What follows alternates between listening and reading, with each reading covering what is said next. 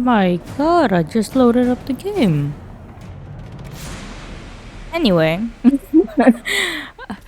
Okay, I think I'm gonna go do the main mission for now. Because we have enough power to be able to do this, so we can go to the war room and travel to Val Royeaux. Even though we've never been there, we always heard of it in like Origins and in Dragon Age 2 I was heard about Val Royeaux, but now we're actually going there, so I'm very curious to see what that is going to be like. So let's see, how do we get back? Is the question. Do we have to travel to camp or... Oh, there's world map here. Ah, and Haven is here. Oh, we just traveled there. Okay. Yes, please.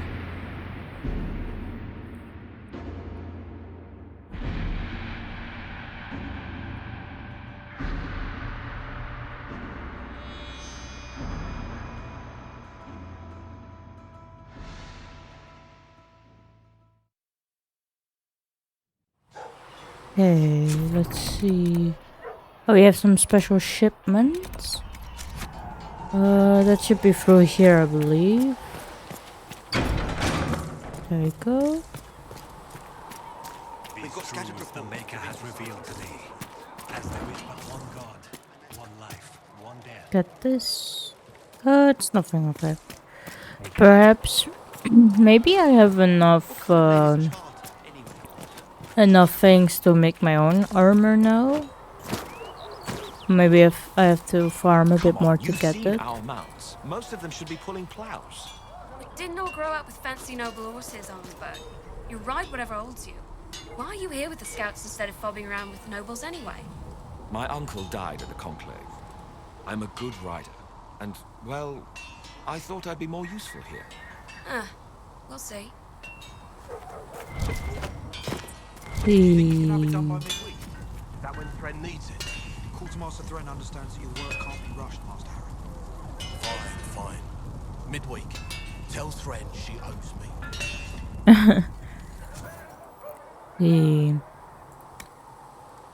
We have this, or we can get the apprentice mail, perhaps. Or we also have the coat legs, I see. Okay, so this is 81 in armor. What was mine again? Let's see. 64, okay. So we can make that perhaps.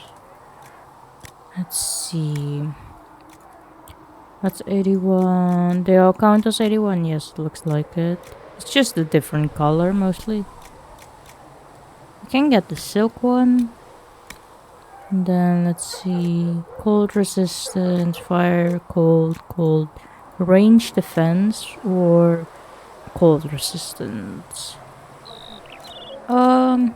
We can get the cold resistance for now. Okay. And then maybe we can also make this. Let's see. Okay, that's maximum health. Melee defense. Stagger on being hit. Melee defense. Or maximum health. We can do the maximum health. And what's the other one? 4% heal bonus. Magic defense. Spirit resistance. Magic defense. Electrical resistance. I feel like the heal bonus is pretty good, right? Oh, that's not what I wanted. This one. Can get that. Can we now put them together? If we modify it? Let's see. We have this. And it's a leg thing, right? Yeah. Okay, let's see. Go here. Armor. This is it. There we go. That looks nice. Okay. Perhaps I can do the same for my companions then. Let's see, what does Solus have again? Maybe I can also give him some helmets. There you go. Can have that.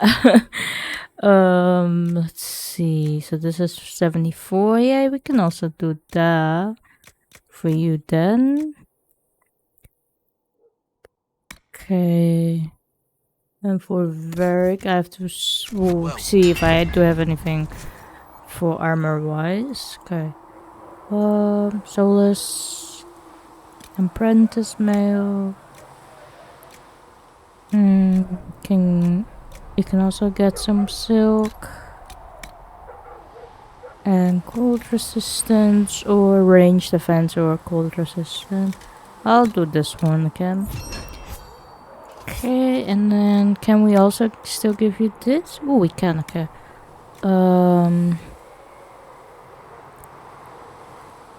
I can get you some melee defense because I have a ton of iron, so why not? And maybe some of this as well. Okay, and then we go over here and 2 legs, and we can get that. Confirm. Go to armor, Solus, and it's this one. There we go. Okay. And then for Varric. Let's see, do I have anything for you, my guy? Only the armor. Okay, this is 76. This is also 76. This is 86. How good is your current armor? You have this one, 85. I mean, we can try because we can get extra stuff with it, right? Let's see. 86, does it change? Not really. Can get the RAM. Okay, 40 maximum health. Melee defense, stagger on being hit, melee defense, or can get the maximum health. Okay, and we don't have anything extra for that. Okay. Can give that then to you, Varric. Here we go. And Cassandra, you have this. Do you have any special things for that? Oh fuck, I didn't see how high the armor is. It is 94. And for these, it's 92. But I do have that with it. So maybe I can get something good. 92. They're all 92, it looks like. Can I get that one? Maximum health. Oh, but maximum health would be good, right? For a warrior.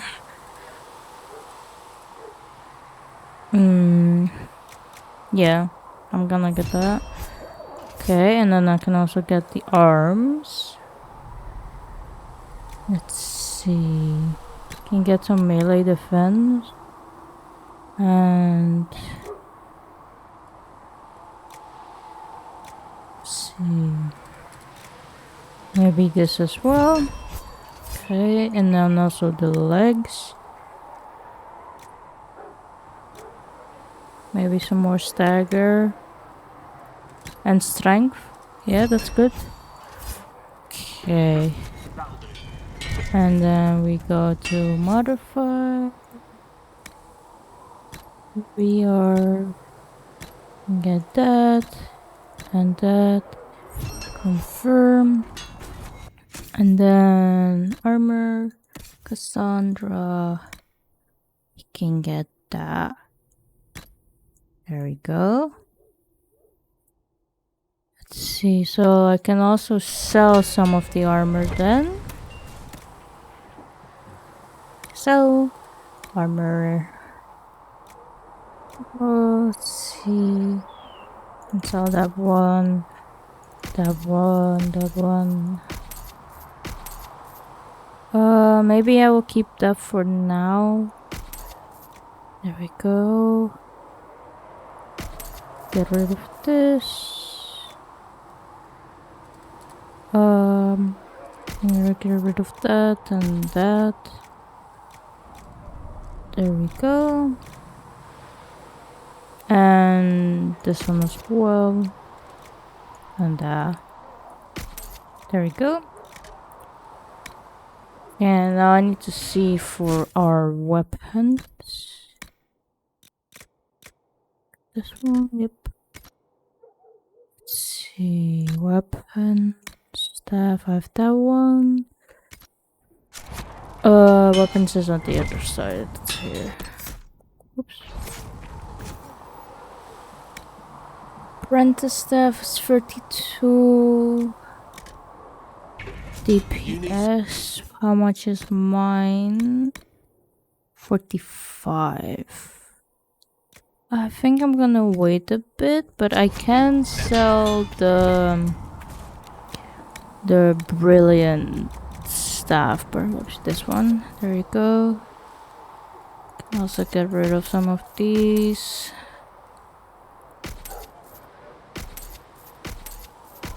There we go.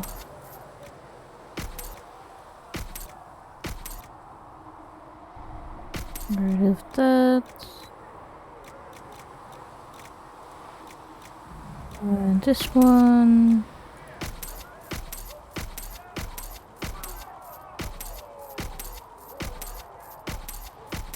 There we go. Okay, I think that's okay for now. Oop. I'm gonna go to the war room. Because I also have a bunch of stuff that I haven't done yet afterwards.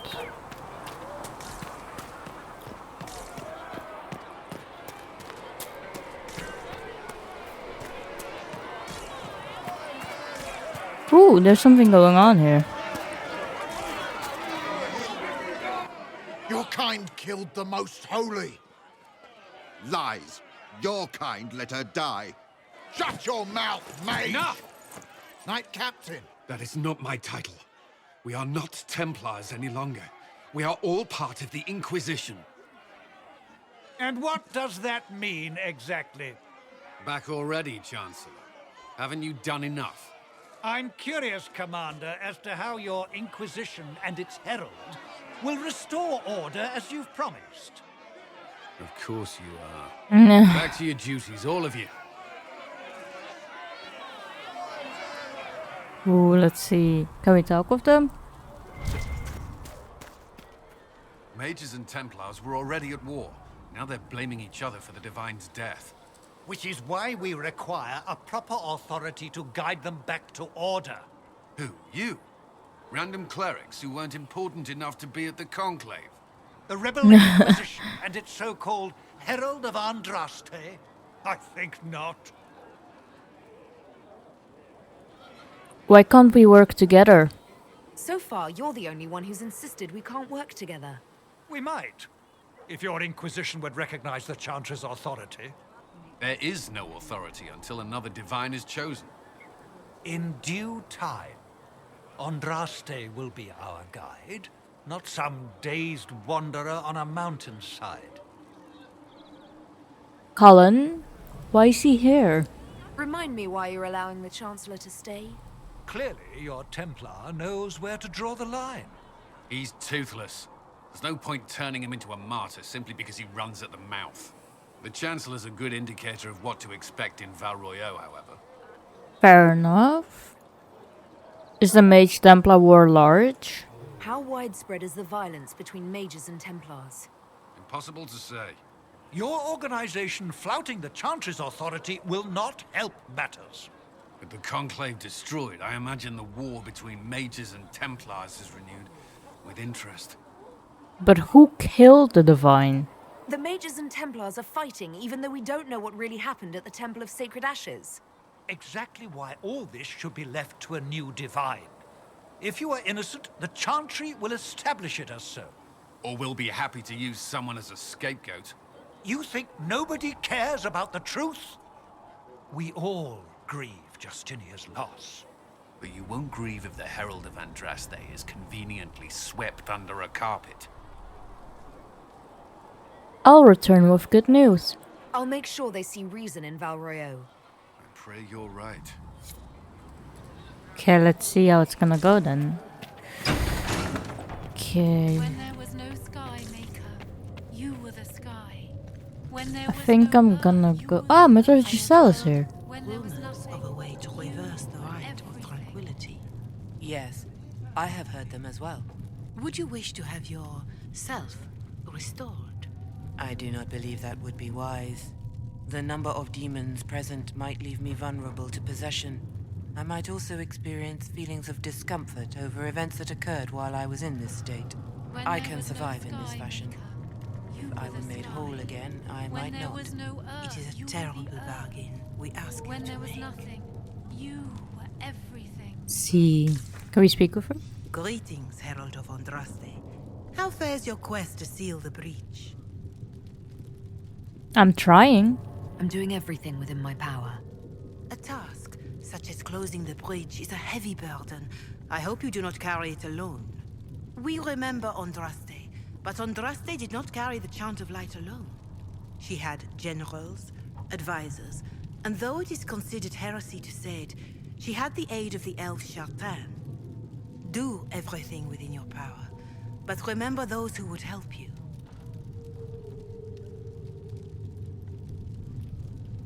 I follow elven gods. You realize that I follow my people's gods, not the Maker.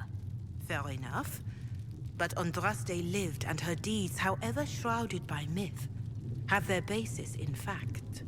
If you do not believe the Chant of Light, at least consider it a map of the dangers you might face. In any case, I pray this Inquisition proves less brutal than its predecessor.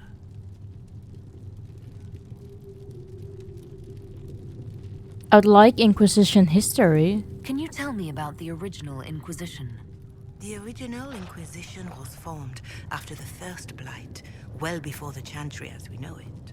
The Inquisitors were hunters, zealots, who tracked and killed cultists and dangerous mages. As Andraste rose to power, the Inquisition came into her service. Instead of hunting those who would do harm, the Inquisitors spread the Chant of Light by force. That's horrible. It must be difficult to follow the Chant of Light knowing how it's spread. Indeed. I have always believed that the Maker wished us to spread the Chant of Light by example, not violence. In any case, once the Chant of Light had spread far and wide, there was less need for zealots. The Inquisitors became the seekers of truth, and eventually the Templars.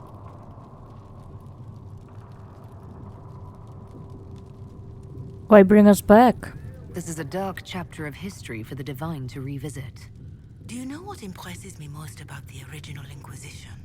They fought horrific battles, killed and died for their cause, and when it was time, they put their swords away. Perhaps the name was divine, Justinia's message, that when the Inquisition is needed, it will strike without mercy. But when its work is done, it will put its sword away. Who will be the next divine? Do you know who the Grand Clerics will choose as the next Divine? It is a difficult decision. All the obvious candidates perished with Divine Justinia at the Conclave. The Grand Clerics are terrified of the Inquisition. They will not decide soon, and I fear they will not decide wisely. Whoever is chosen needs the Inquisition's support. No one else seems likely to seal the breach. How are the people? How are the people doing after what happened at the Conclave? They are scared, of course. Many have lost homes or loved ones. I doubt many will sleep well until you have sealed the breach. I have offered what help I can. The rest is for the Inquisition. What more do you wish to know?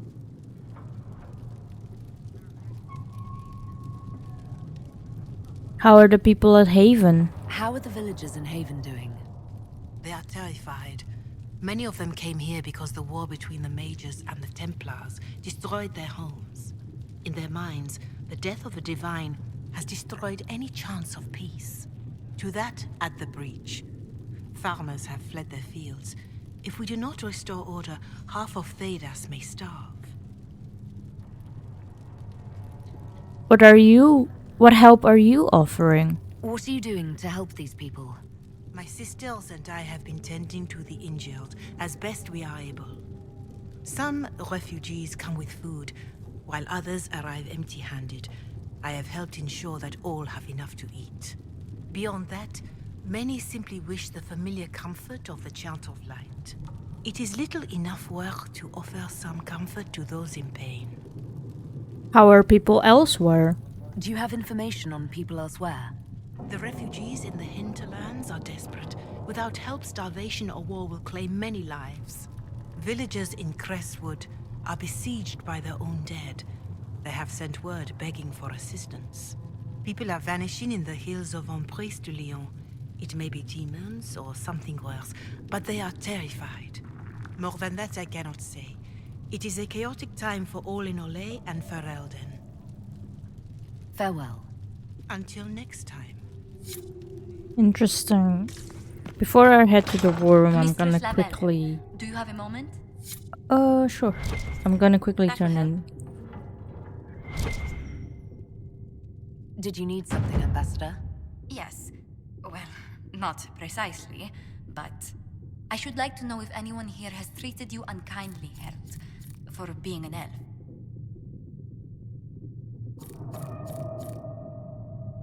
Not that I've noticed. If they have, they've been stealthy. Good.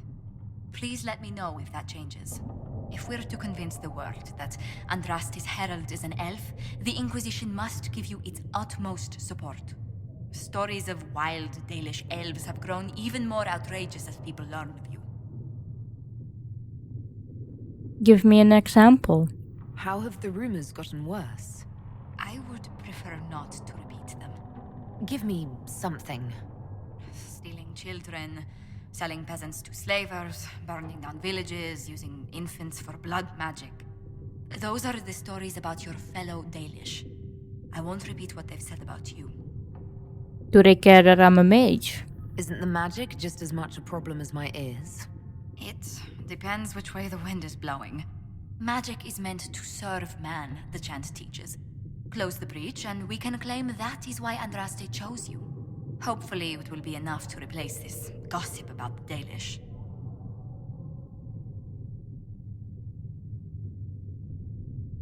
Those stories are nonsense. Why not claim the Dalish can steal your breath or turn into dragons while they're at it?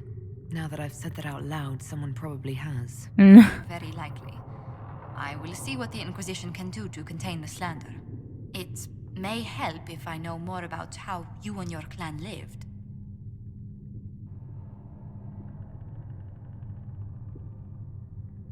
I was happiest in the forest. The best part was when the Aravel, our wagons, turned from the plains to the woods. I used to spend weeks exploring the forest. You make it sound idyllic. Haven is so far away from home.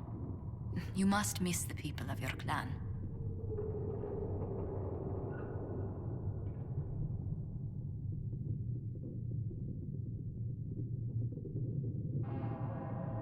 I kept to myself. I was a solitary child. I spent much of my time alone. The Dalish won't weep for me, if they even notice I'm gone. Believe me, they'll have noticed. Whether you're with them or not, being the clan of the Herald of Andraste will mark them in history.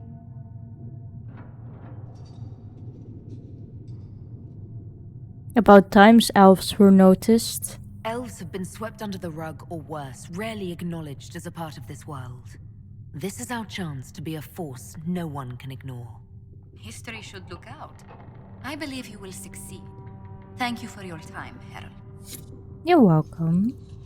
Let's head to the ward room.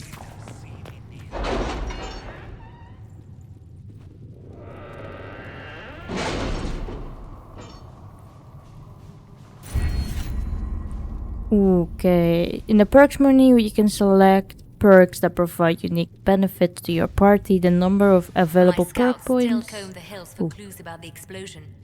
I'll take what I can find. So we have forces, endurance training fit for soldiers, secrets developing keen eyes and an inquisitive mind, connections training in the fine arts of persuasion, or Inquisition improved coordination and infrastructure. Let's see. So we have underworld knowledge, masochist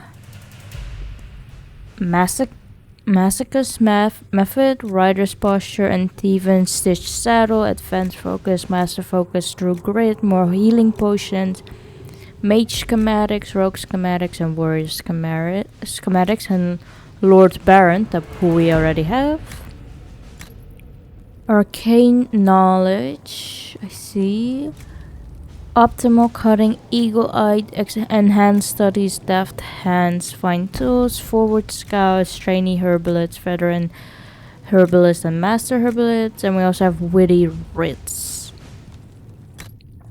Connections, nobility knowledge, sterling reputation, a favor for a favor, elite clientele, the rare stocks, exacting buyers, only the finest, the shortlist, and friends in high places. And then we also have history knowledge, Antivan tailoring, imperial court tailoring, tempered glass flask, and exclusive training.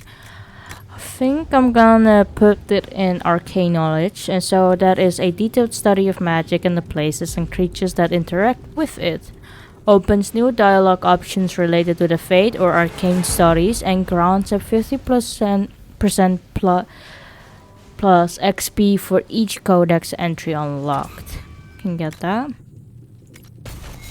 And let's see, we also have some things here that we can pick up.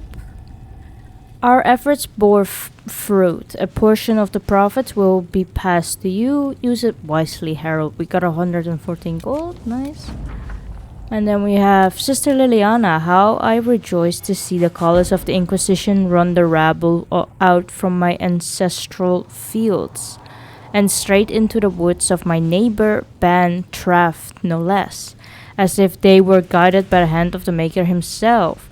I could not be better pleased, as promised a reward for your excellent help in my time of lamentation. Andraste keep you in her heart, Lord Kildorn. We got 180 gold from that, nice. We also have these two now. Okay, we have in total 18 power. Let's see first about this. Oh, we also have this. Investigate the shards, I see. Let's do this. Okay, so we have to undress the Chantry and Val Royeaux. The remaining Chantry clerics have declared the Inquisition heretical. Attempts to gather allies against the breach have been rebuffed, and at this moment we could not step foot into the capital without being attacked by a mob or arrested. We must convince the Chantry to permit us entry into the city so we can show them the Herald of Andraste is not the monster they believe. Having the Herald address the clerics is not a terrible idea. You can't be serious. Mother Giselle isn't wrong. At the moment, the Chantry's only strength is that they are united in opinion. And we should ignore the danger to the Herald. Let's ask her.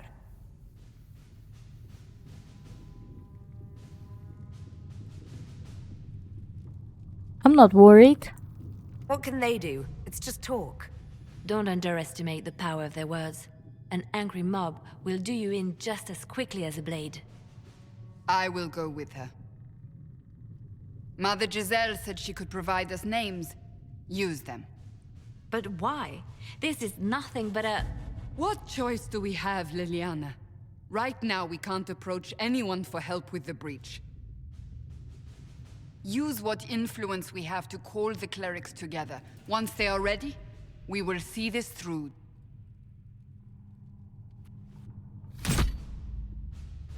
Interesting. There you go. Let's do that.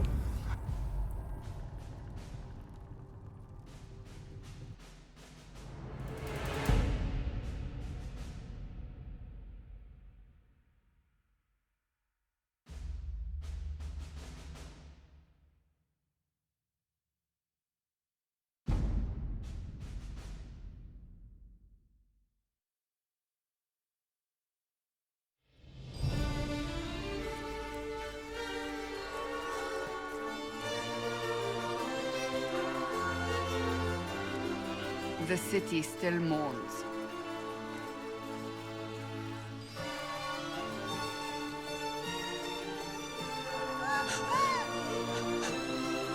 Just a guess, Seeker, but I think they all know who we are.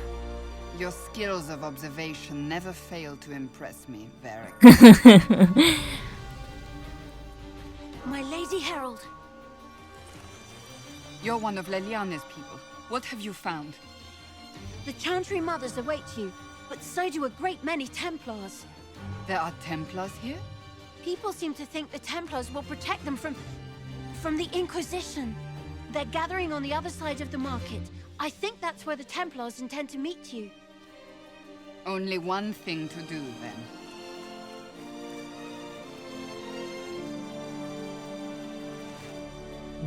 This place is gorgeous. The people?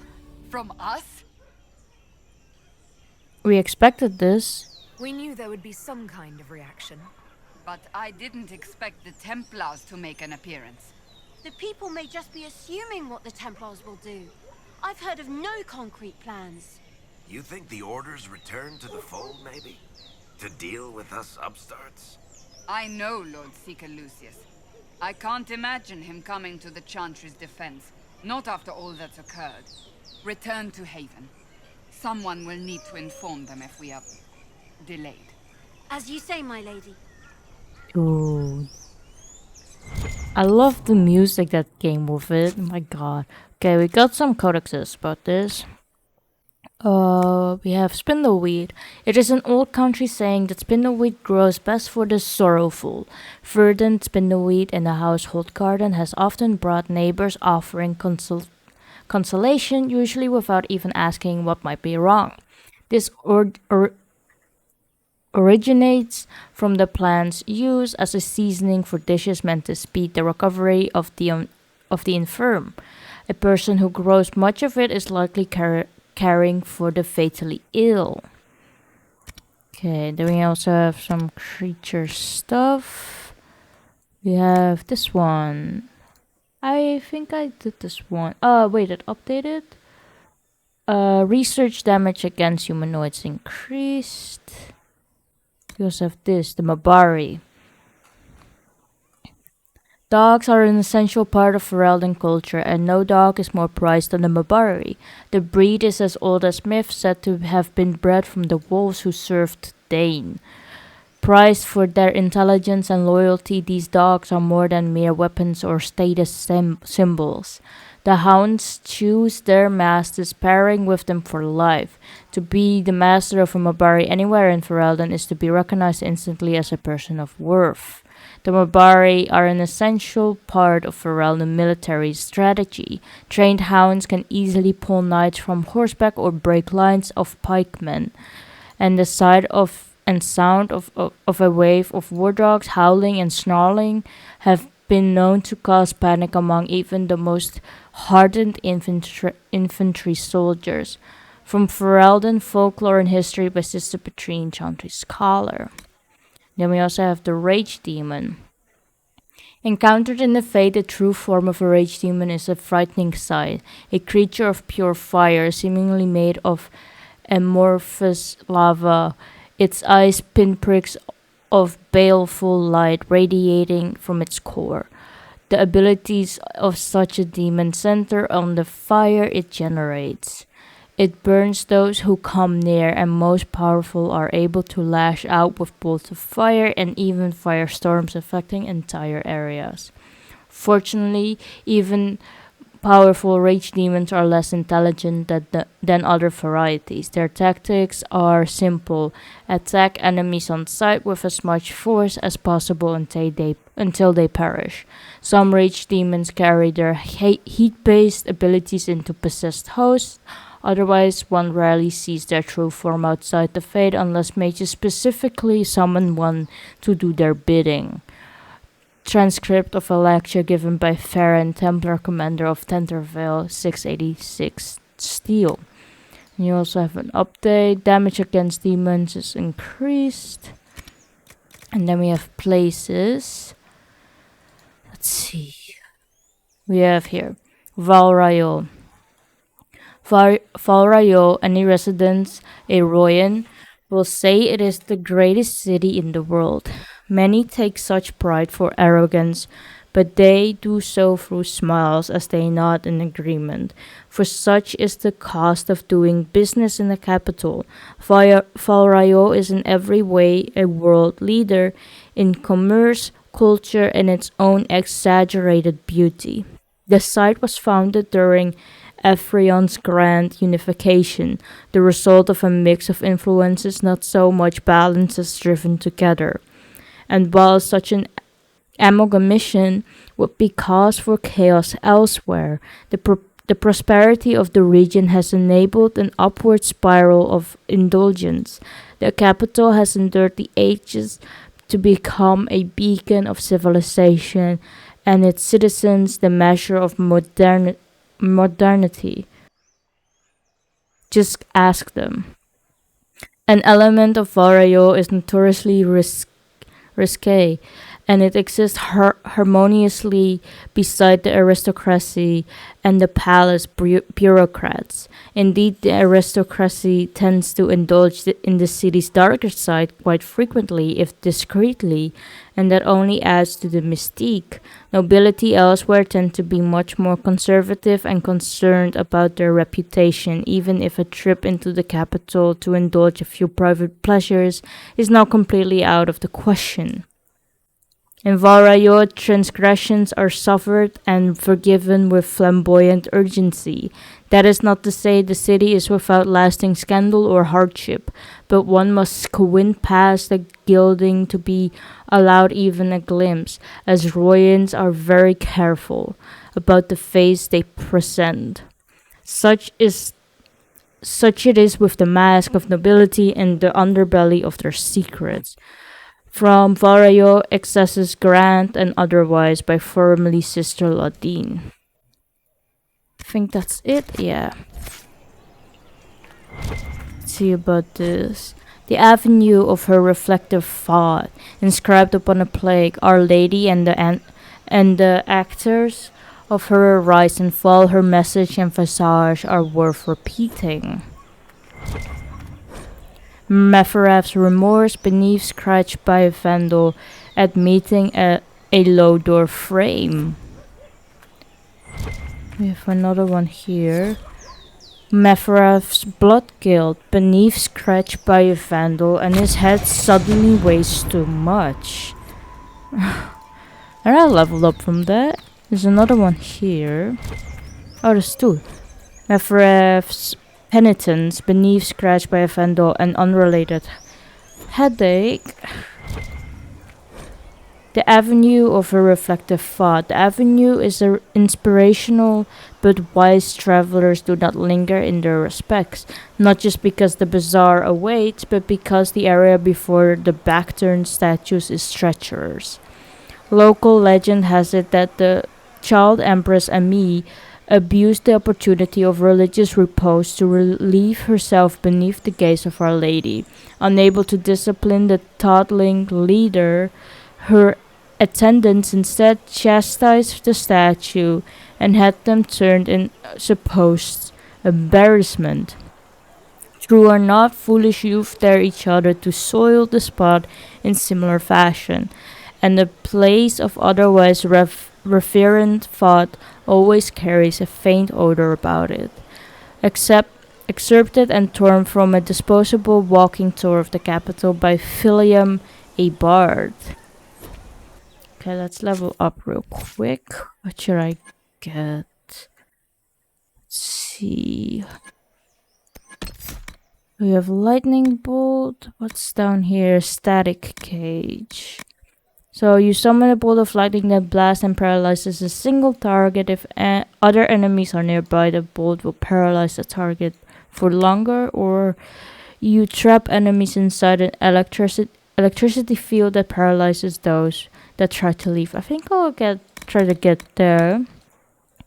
So I can get perhaps Gathering Storm. So you use your staff's energy to fill the area with sympathetic magic. Each basic attack shortens your active cooldown times. Let's get that. Did the others level up as well? No, okay. Let's go in here. Let's see. Unlock the Summer Bazaar. Let's see its places. Here it is.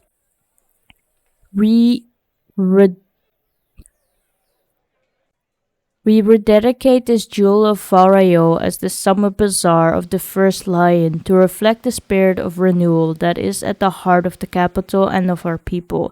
Let the strength of the four always guard the grace of the Empire. Let the blossoms and promise of the changing seasons be a tribute to trade and public gathering. For here, in the name of the Lion Valmont, we will be an example to the world of how our legions respond to adversity. Our way cannot be threatened, for it embodies the truth and tradition and the promise of progress. The blight finds no purchase in the heart of commerce, a plague dedicating the summer bazaar for victories earned and to come, placed in 530 exalted. Interesting. Can we go in it? Oh, there's a merchant here. Not open today. Not until this fast is over, at least. Too many swords out. Ooh, okay. Let's see, where are they at? Oh, is it here? This Inquisition is heresy. You will not look on my doubt.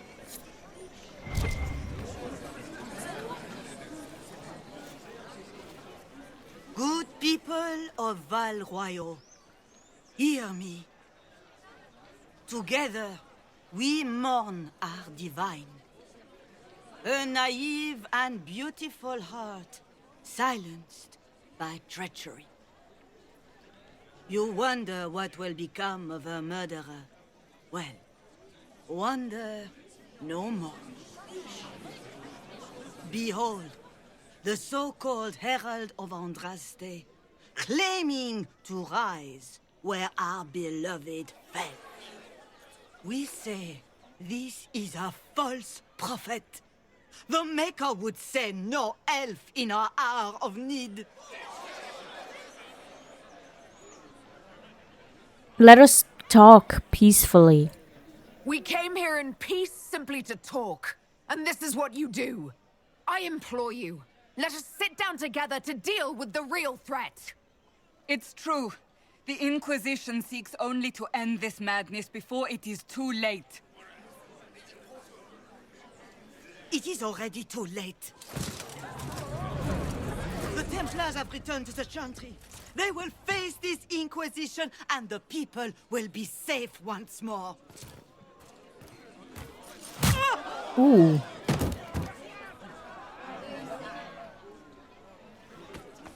Still yourself. She is beneath us.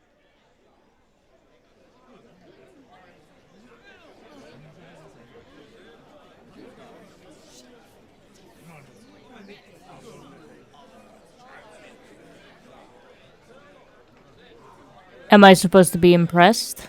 Was that display supposed to impress me? On the contrary, it wasn't for you at all.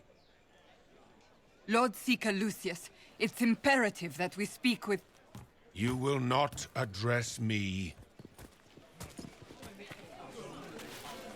Lord Seeker?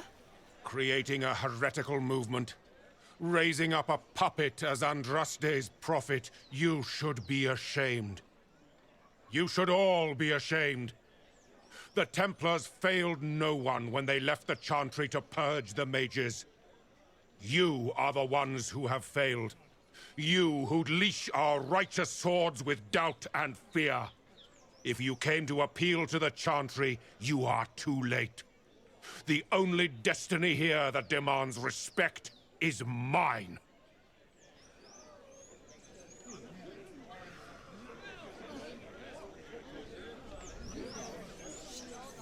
Templars, join as Colin did. Templars, one of your own commands the Inquisition's forces. Join us as he did. You're a mage. Your ties are worthless. They are all made traitors just by being in your company. But Lord Seeker, What if she really was sent by the Maker? What if... You are called to a higher purpose. Do not question. I will make the Templar Order a power that stands alone against the Void. We deserve recognition. Independence. You have shown me nothing, and the Inquisition, less than nothing. Templars, Val Royeaux is unworthy of our protection. We march.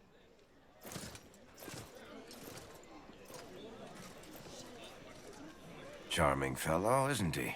Has Lord Seeker Lucius gone mad? How well do you know him? Do you know him very well? He took over the Seekers of Truth 2 years ago, after Lord Seeker Lambert's death. He was always a decent man, never given to ambition and grandstanding. This is very bizarre.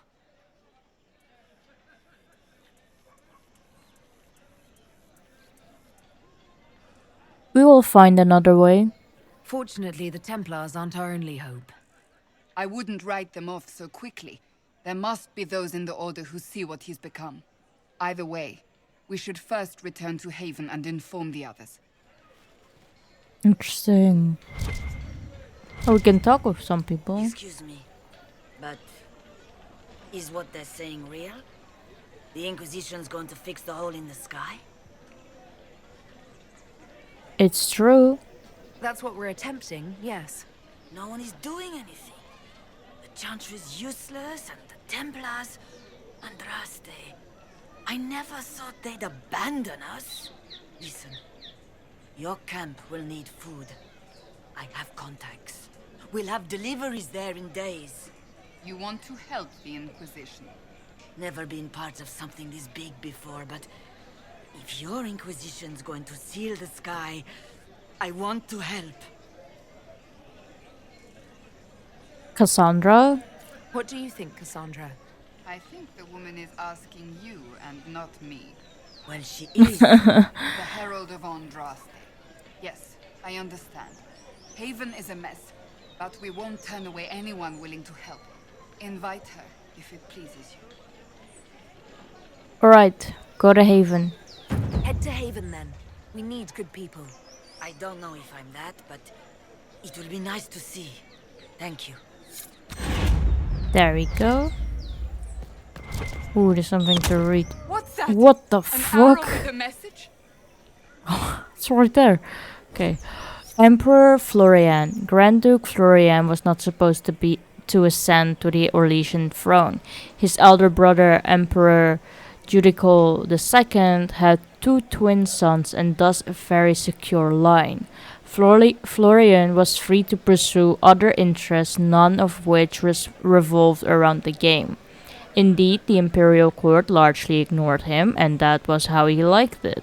All that is recorded of that era is that he married, produced a single daughter, and afterwards showed little interest in her.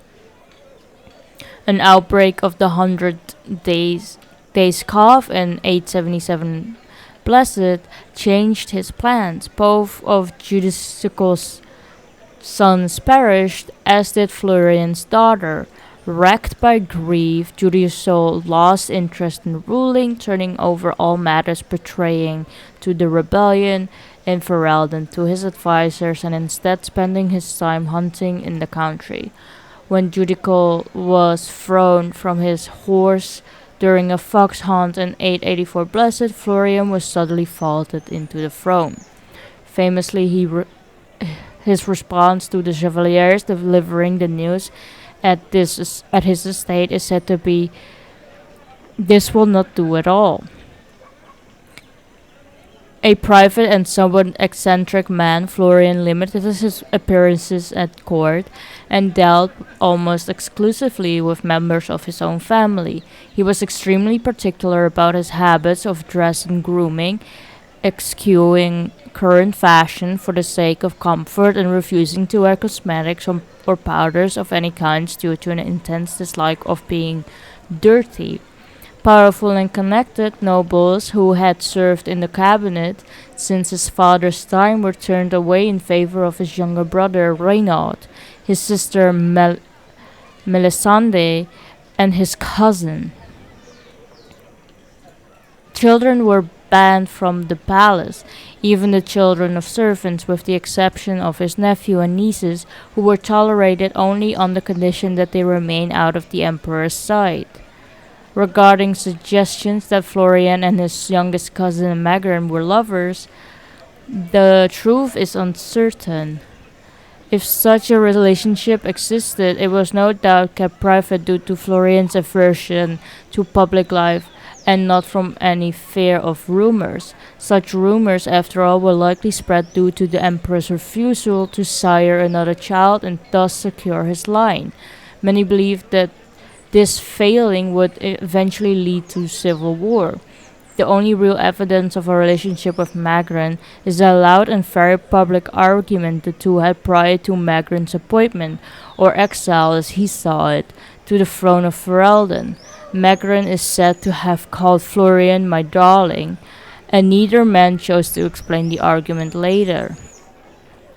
The predictions of civil war almost came to pass upon Florian's death in 919 Dragon.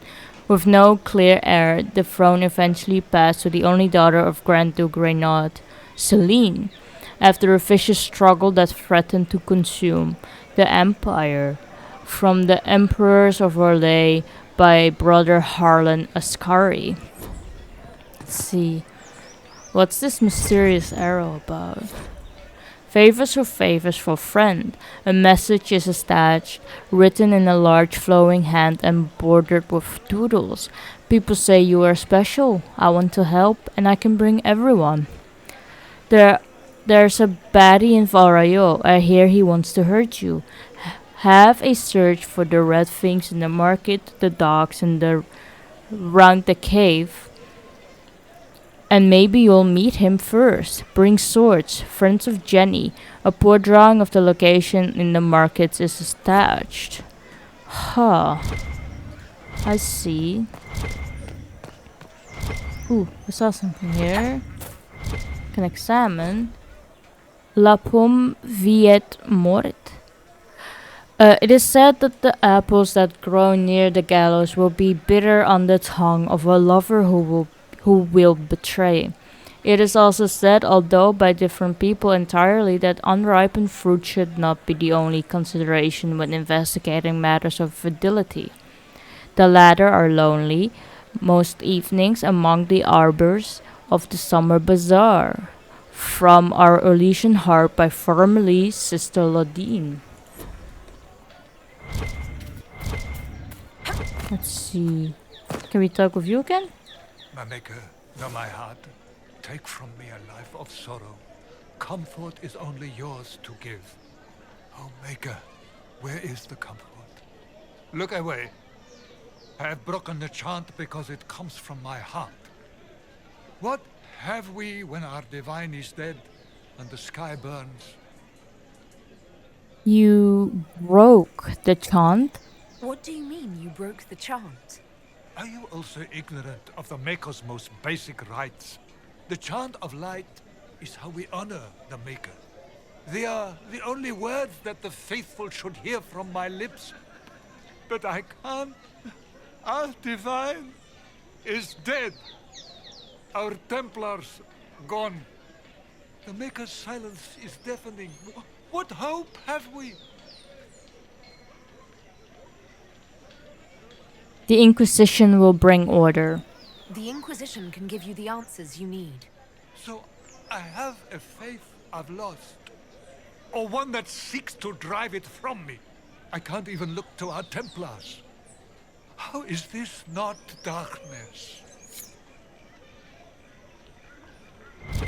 The Templars didn't even touch you. Oh, can read something. That messenger is trying to get our attention. Ooh. Not of heroes, united in hatred. If we are re-examining motive, let us not stop at the sons of the betrayer. For the first leader of young Orlais after the sons was just Hafiz, Chattel, wife of two of them. But examine the facts. a proud daughter of the Syrian chosen, not unkindly by Isarath, to be his bride. It was her reach that granted him power to unify. Consider what she witnessed in the consolidation of her people. She has always been portrayed with sadness, but what if, when our nation was born, the game was born with it? Judge her actions not as property, but as master, and what changes? As victim, Isarath, rumored cruel, breaks the clans in a lust for power. His brother Ferald, exiled from his own machinations in young Navarra, appeals to the saddened wife and promises a new path. The brothers fight and Ferald wins, and then demands the hand of Gisalvis, another Ferelden greedy for power. In a decade, the shy victim Gisalvis is the figurehead of the people's rebellion against the last son of the betrayer. As master, bound to rivalries far older, she harbors a hatred beyond the finter. And while Isarath is distracted with personal concern or with building a nation to withstand his own people's enemy, she invites the broken brothers and set him against the driven. While accepting marriage to the victor, Gisalva sees rebellion amongst those who remember how their lands were taken not a generation before. Both leave her as ruler as Gioia, but should not the rule of a victim be uncertain? Gisalva's rules for 42 years. There were no great swings backward, no people's retribution, for she became accustomed. If the goals of Isarath were selfish and the goals of Gisalvis was to reverse them, then Orlais is born of the failure of both. But if Isarath built his father's wall and Gisalvis wanted revenge, then we are a nation of two successes, two parents in opposition but in partnership. From a history not of heroes, readings in the ugly heart of change collected by Philium, a bard. Interesting. Okay. Ooh, circle You are the major. herald of Andraste, are you not? I have an invitation for you. Invitation from First Enchanter Vivienne. You are cordially invited to attend my salon held at the Chateau of Duke Bastien de Gislaine. Yours, Vivienne de Fur, First Enchanter of Montsemart, enchanted to the Imperial Court. Interesting. Can we shop now here? Oh, I thought I saw something. I am open to you and yours. I price at a premium for everyone, so don't assume it's because you're with the Inquisition. I expect my customers to know a rarity when they see it, just as I do. Ooh. Okay, and where can I buy? Ah, here. Okay, ooh. That's expensive. Just a bunch of stuff. Anything here? Some armor. Nothing there. Oh, we got the upgrades. Yeah. Let's see.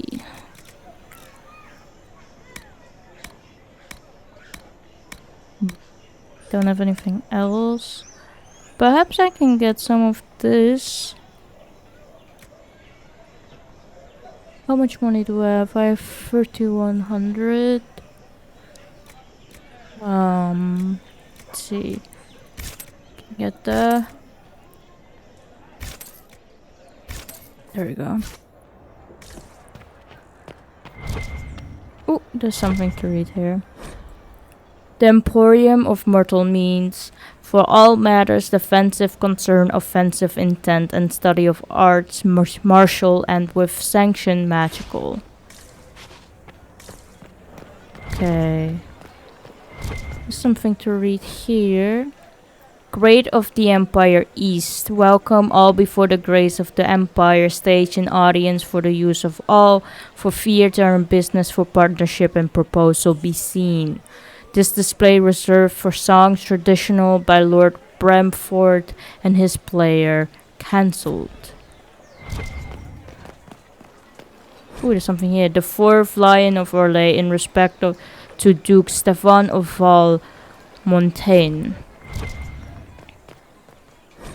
Grace of the Empire South, reserved for his strangeness sound and his static puppets behind glass. Someone here. The 3rd Lion of Orlais in respect to Duke Ivan of Severine. Grace of the Empire West, this display reserved for presentation of affection as though private and also discounted spirits presented by company misdirect theater. The 2nd Lion of Orlais in respect to Duke Isidore's the Arlisons. This display reserved for discourse political with intending professors of social matters from the University of Orlais. Note that all vendors of loftable groceries will be closed in the hour beforehand and for 1/2 after. Ooh. The 1st Lion of Orlais in respect to Emperor Alphonse Valmont. The Lions of Orlais, a repeating element dedicated to the great defenders, otherwise noted. It is rumored that one is gold, one is bronze and weighted with poison, one is chocolate, and one is watching. As the saying goes, there we all a thief to test his back and learn which is most dangerous to try, deny, or lay. In truth, all are let and leave. Don't pretend to write them too long, lest the mind give way. From a disposable walking tour of the capital by William Bard. Just notice some of our companions leveled up, so we can take care of that. We have Ferric. Let's see.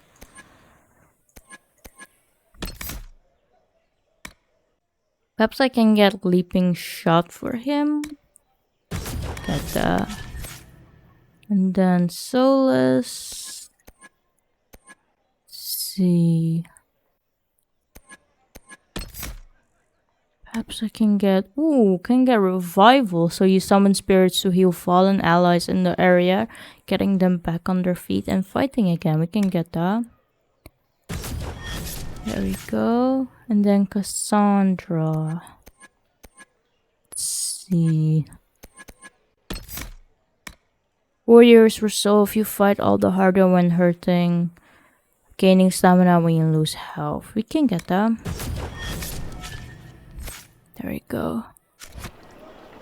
Okay. Can we interact, by the way, with the... Oh, we can. Let's see. This victory must please you greatly, Seeker Cassandra. We came here seeking only to speak with the mothers.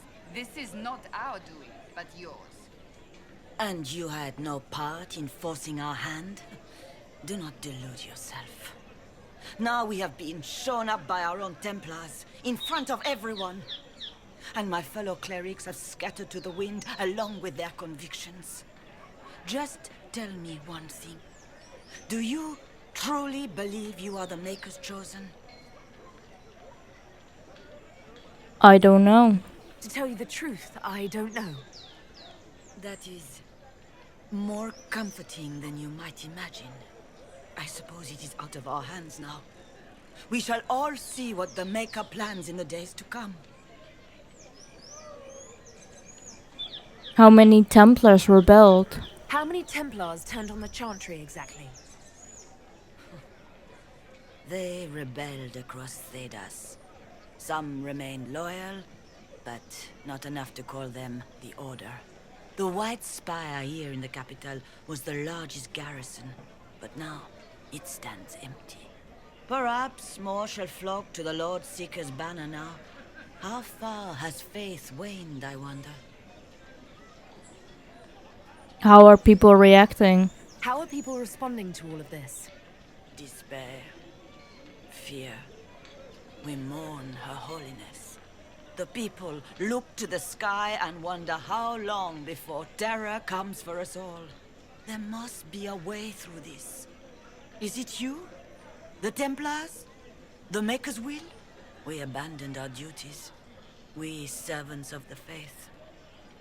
Now we can only pray.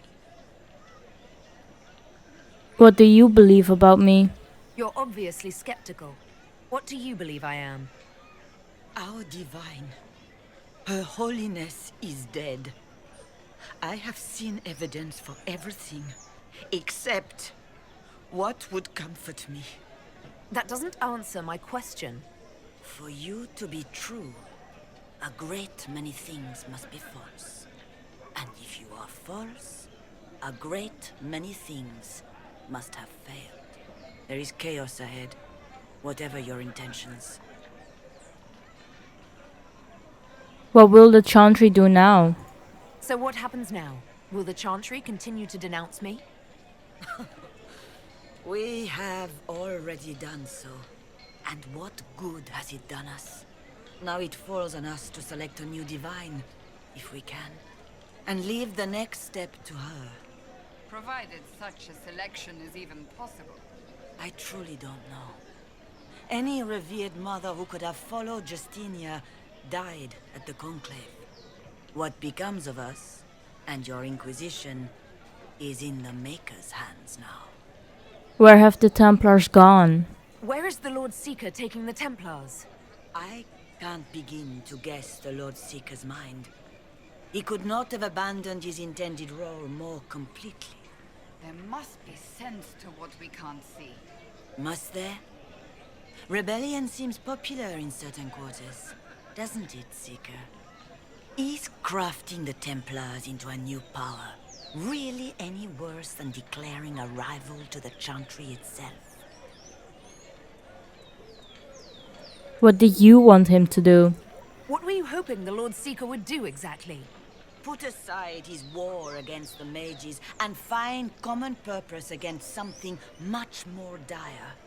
Obviously, he has other plans. With the knights vigilant slain at the Conclave, there is nothing more we can do. Perhaps there is something we can do. I'd like to believe that, Seeker. I truly would. I suppose we can expect renewed effort against the mages from him, and yet more chaos. You could still help us. It's not too late. The Chantry could still help us and come out on top. If only that were true. What's to stop you from trying? We are not looking for a winning horse. We are simply trying to do the right thing. So are we. Can we go in this direction? Oh, we can.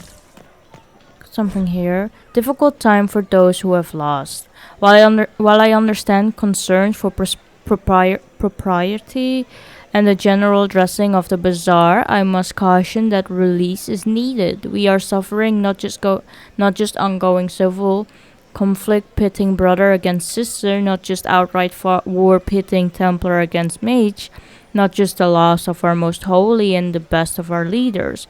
We are suffering all three as the sky is wounded for all to see. All we know of our world is threatened, along with all we know of the next. With this most grave notation, I ask that the writs of losses and missing remain, that the citizens, however indirectly, be allowed to post their griefs of known dead and the names of hopefully living, and with them their criticisms of how they have been told or not told. For while I have no doubt we as Orlesians will maintain our utmost composure, there must be release. There must be grief, there must be mourning. If we do not allow this simple expression, we risk a greater outburst. Let our people shed their tears in as reserved as means as necessary. The market will be cleared in due course, but this time, we must let this simple expression stand. Written by Captain Albion, Orlesian Guard, Summer Bazaar. I think that's a very good point. Let's see. Is there anything here? Something here. Oh, and something there. Mirar de la Mer reveals folly. Mirar de la Mer was cut from Val Royeaux in 849 Blessed. It was the will of the mad Emperor Reveal, who demanded a reflecting pool large enough to draw his vain deceased mother back across the Vale. Many shops and vendors were evicted to make room for his folly, and several memorials to the heroes of the first four blights were simply toppled. The reservoir supports little in the way of life, as the bottom was lined with lead to increase its reflective properties. Reveal intended it for divination, using boats as massive plankets, but work was not finished until the week of his own death.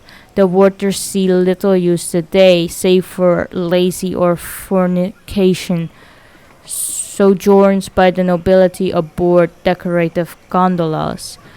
From William a Bard. There's something here. Reservoir stocking evaluation. Tremors floating, tastes off, water birds die off. Restocking failed. Fish not fit, do not consume. Ooh, there's something here. A red handkerchief folded around a key with a small, hasty scrawl. Key lifted from drunk swearing about Harold. Don't know what door. I'm out. My debt is paid. There's something here as well. Can we get here? Randy Dowager Quarterly. A waterlogged quarterly missive suspect virtue. The Randy Dowager welcomes the blooms of spring with the collected Calapigian courtiers, being a scandalous representation of Her Majesty's favorite god in flagrante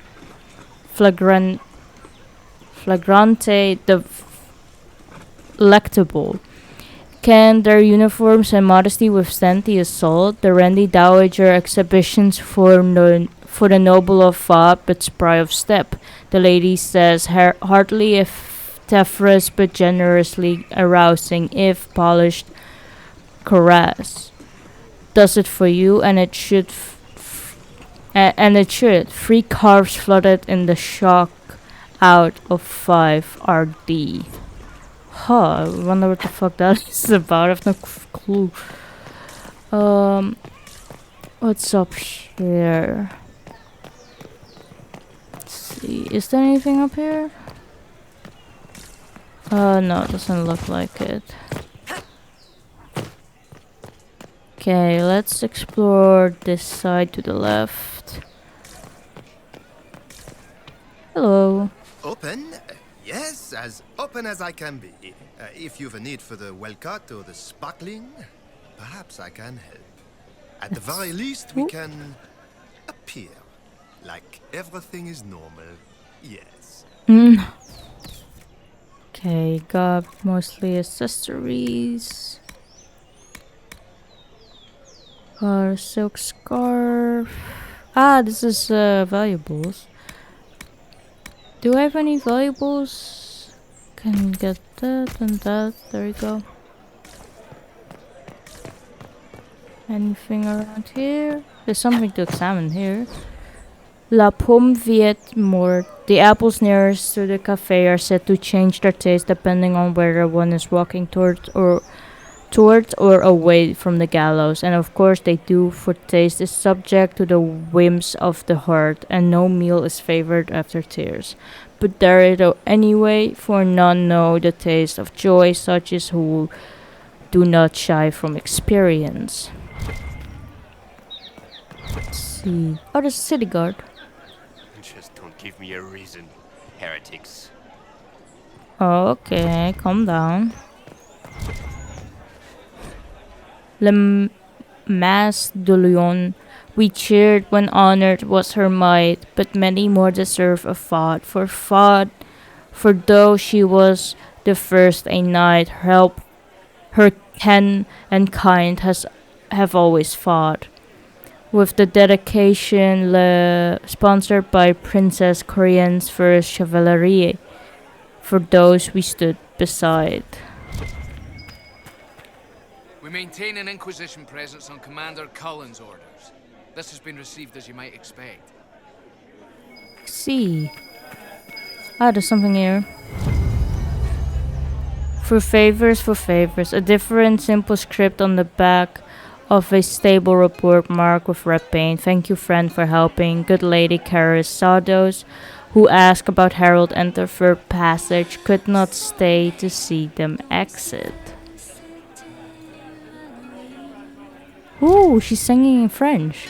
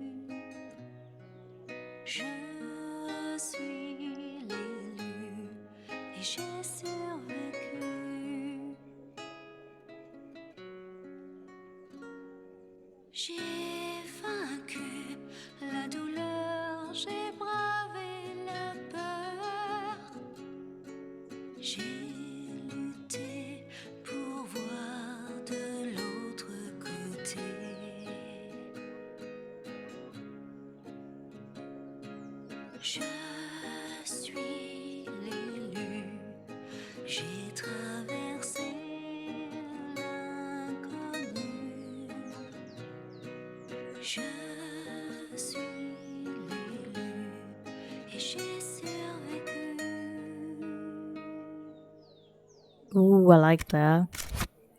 Okay. We also have some things here. The head of Madame Snappy Snips, mascot of La Masse de Lyon, named in jest but generally respected the Grand Mame as she is also called, was the last dragon brought down by Sir Koenig, the previous owner of the cafe. A spirited hunter, Koenig came of age in the years following in the sighting that named the era. While others were quick to assume the tales of ancient Navarran dragon hunters must have been exaggerated, he tracked the gradual increase in dragon numbers and size. Koenig believed we had to see a true return of the beast of legend, and that the specimens of his day were young despite their ferocity. It is a cruel victory, but today we know Sir Koenig to have been corrected, even as he may have fallen to his own expertise. He was years overdue from his last hunt, and for the rest of us travel wary. What we thought to be the pinnacle of dragon strength may have been closer to adolescence. The sisters of Madame Snappy Snips may have left their siblings far behind. From William a Bard. We also have something here. Not of her heroes, Mepharath and Sacrifice. Andraste, our lady, the sword and the fire against the Vinta, betrayed to the Empire in exchange for a kingdom. Mepharath, now synonymous with treachery, but would Andraste have won? And if not, what would we have lost? Let us not look just at the act, but at the why of it. As the armies of faith pierced the imperial homeland, it was relieved not as a wave but as an arrow, and as any hunter will attest, if your aim is not true, there is no returning to the bow. We must consider how much of Our Lady's victory to this point was against true Imperium, and how much was against the echoes of Empire. Andraste, the inspiration, may not have considered such, but Mepharath, the general, fought for homeland, not visions. Was it victory or defeat that his betrayal held at bay? Mepharath made the deal that killed Our Lady, that is fact, and when Andraste died, Mepharath was gifted everything from the southern plains south. How generous and impossible to hold. This must have seemed Let us look on Mefrath and the legacy he divided among his sons, not with an eye for accusation, but from a tactical consideration. For he must have known that mere rivals had never stopped the winter. What if he set about creating pairs and none of this was accident? How then fared Isoreth, Ephrion, and Ferald from William? Let's see. Is there more here? There's another city guard that we can talk to. Good day. Good day. Ah, there's something there. Let's see. Anything here? There is. The Lover's a Clove. Every district has one, at least one. And the question must be, why is it a place meant for dalliance declared in such an obvious way? And the answer, of course, is that obviousness is the entirety of the point. When manners and station will not allow impassionate words, such corners are places to be seen, not being seen. Entering with a paramour is as much as a declaration as singing out in joy, which one of good standing must never do. The clove is thus a dignified means of announcing romantic affiliation, either for genuine partnership or to appear as such in order to spare a suitor as a refusal. Dignity, of course, requiring that one does not also make use of the darkness for actual physical gratification. This has, of course, never occurred from our Elysian heart by formerly Sister Laudine. Interesting. Is there anything else here? Something here. Her Majesty convenience. For Her Majesty's convenience would and finds divide the very sun and rain. Not of heroes, the death of diversity. What could hold back an empire? Another. What could hold back so divine as people as the winter? Another. Let us consider if eldest Isarath was not meant to honor Mefrath, for the father's fate was already condemned by hidden betrayal. Let us consider that Isarath was told to turn from ties to Mefrath, to look forward, not back. What of his actions then? Isarath was granted a land of tribes of scattered alliances. His answer was the grand unification which most condemn as arrogance, sweeping changes in trade, relocations to break local allegiances, all to favor centralized trade and power. Cities were leveled to expand a new capital, a powerful and influential city of a new nation, Val Royeaux of Orlais, and all in the name of not lost Andraste, but of holding back looming to winter. Power was united, but cultures less so. Investing everyone in the new Orlais stratified the classes, and through it all spread a bitterness that a Ferelden ruled. Isarath avoided the stain of his father, for he was seen as a victim too, but he was still Alamari. What if, dear readers, the final unifying element came not from accident, or even the deliberate actions of Isarath, but from a common hatred, and not common hatred of the day?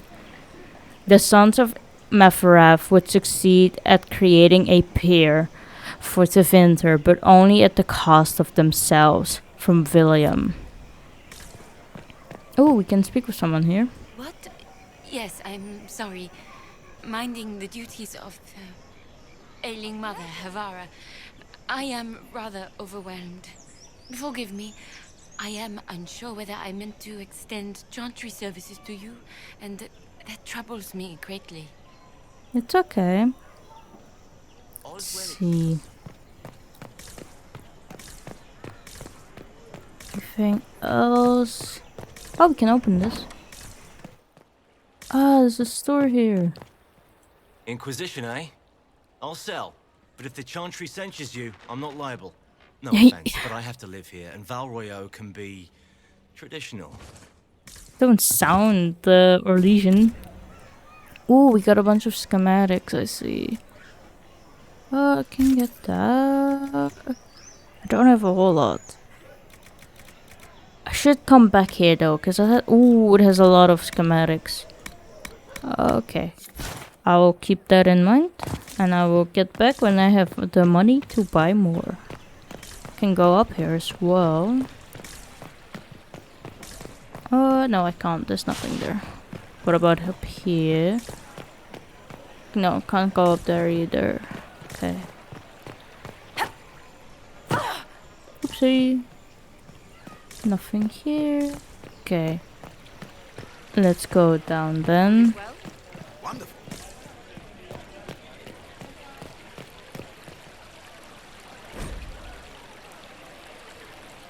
The summer home of Messer Globs, a seasonal home for the childhood pet of the twin sons of Empress Yvette. The nature of Messer Globs remains unknown, save that he was a gift from a Revani ambassador and he was eventually released to the sea after taking the hand of a sluggish page.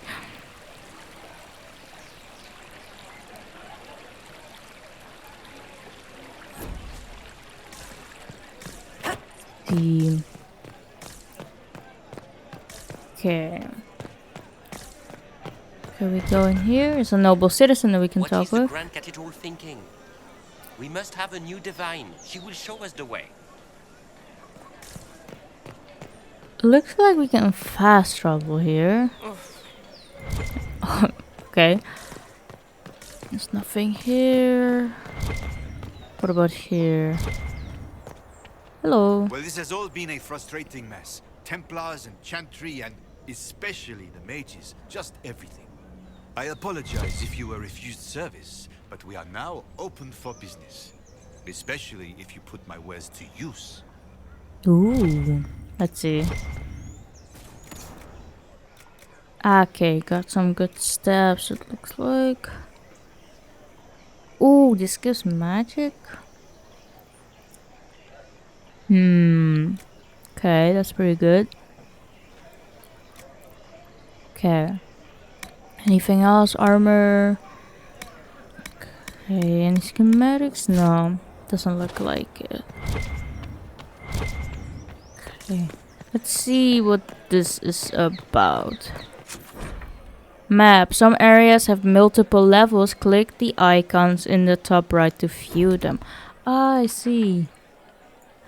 Ah, okay, so we can travel here. Ah, there we go. And there's something here as well, okay.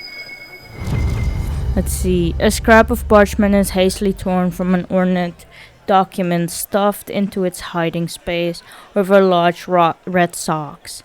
And we are to obey well. We meet at 3 bells to discuss how best to serve a new way. Scrawled below is in a misspelled script. Herald go at time, praise Andrast. Taken together, the message reveal a time, path, and a key to a location on the world map. Ooh, I see. A season of the four afoul. At this window, the thief Treadwell did witness the attempted assault of Lady Castine.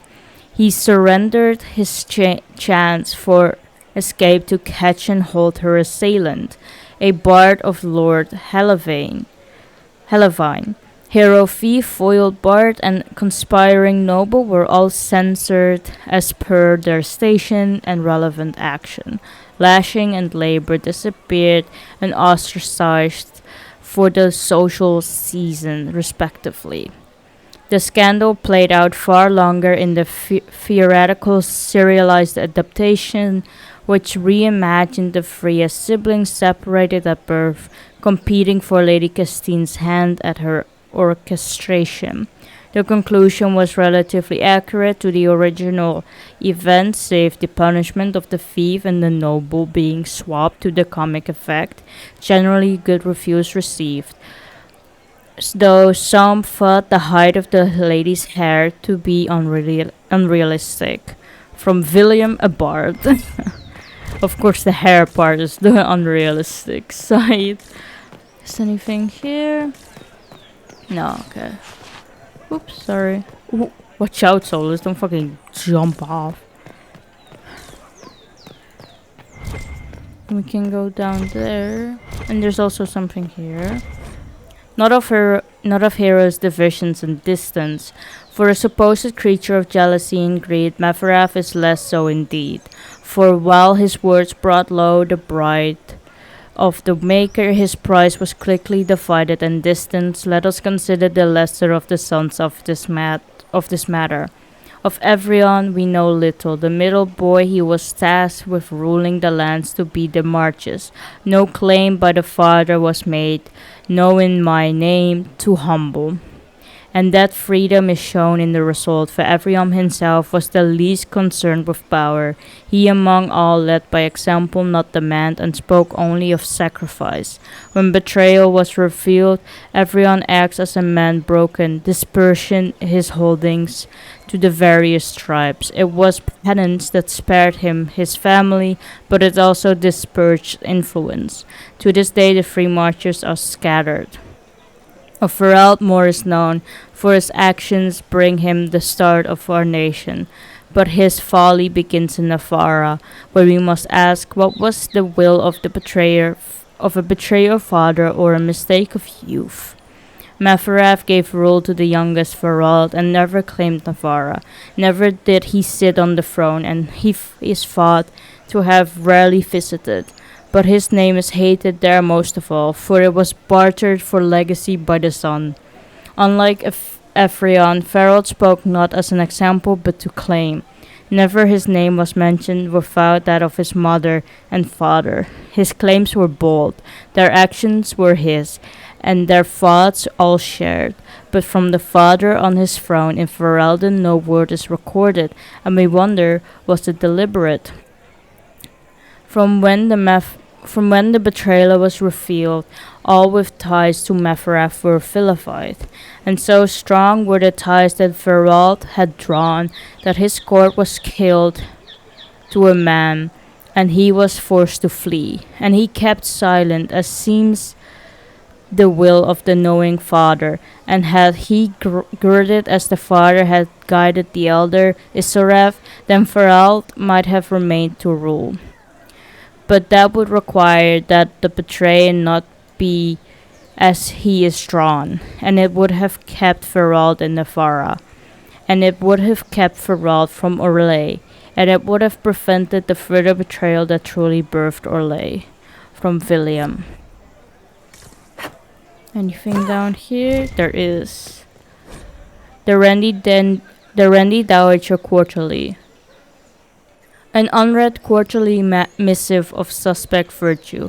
The Rendi Dowager ignites winter passion with the collected conscripted by love, being a tale of heroes, calm legends, the Grey Wardens and their shining duty to claim those of promise who must suit their joining. The Rendi Dowager exhibition for the noble of thought but spry of step, the lady herself says always a classic when Warden come calling, or dare one suggest the reverse for scarves. Flooded in shock out of 5 are D. Okay, let's see. Can we also go to the other 4 points right here? We can go here. There we go. Looks like we can go down here again. It's a plaque that we can read.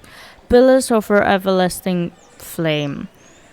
The pillars of her everlasting flame ignited 530 exalted, capped 562 exalted. Forgive them their petty nature, for the suit of your internal flames blackened their silks.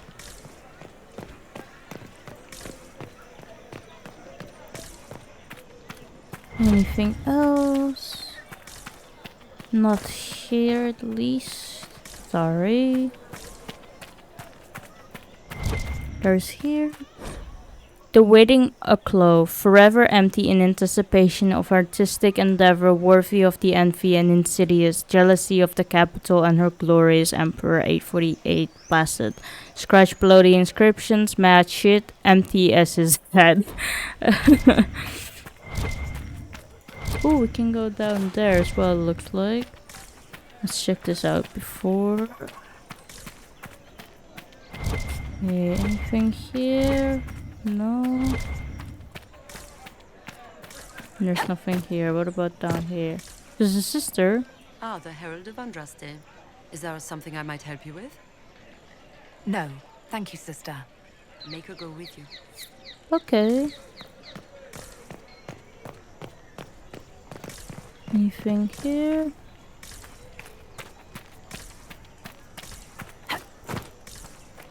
Doesn't look like it.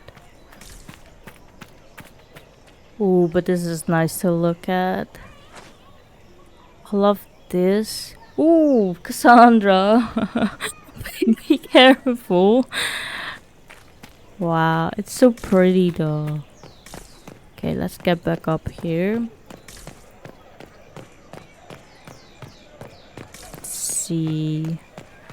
We can go check out this area, see if there's anything. The mystery and meaning of 8 silks. 8 silks drape across Marche. 8 silks that frame the sky and shade the calm of commerce. But why 8? That question is posed time and again by visitor and philosopher. What in the grand history of our capital is displayed in this subtle choice? The ages? But we have had 9, and what fool would have made such a prediction? There is nothing in the Orlesian mindset, in the heart of Orlais, that suggests even a hint of accepting an end to our way. Perhaps then something less flattering but veiled.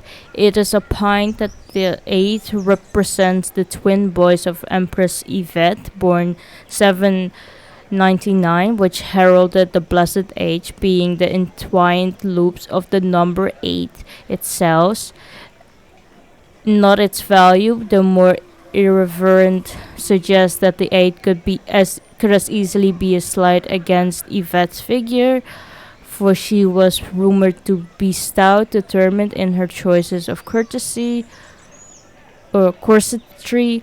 Both theories are scoffed at by historians as a mere number fetish. What emerges when we consider the longevity of the questions is not that there is meaning to be found, but that it is ingrained in us to search as though there is. For we need to believe that such a prominent detail of the greatest city the world has ever known must be thoroughly rife with meaning, and so certain are we that we discount even the architect, who grew so annoyed at the question that he had the answer engraved on his memorial. There were 16 rods. How compares his fact to our search for truth? Okay, let's get up here. And then we can go to this point. Can we now? Huh, it doesn't look like it. But we can get up here perhaps. There's a store up there as well. Let's check out this side first.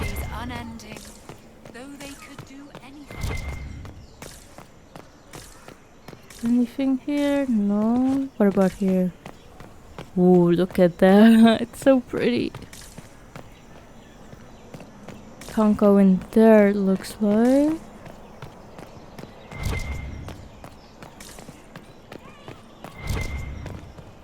Yes, thank you. Nothing. Oh, there's something there though. Longing on in the upper court.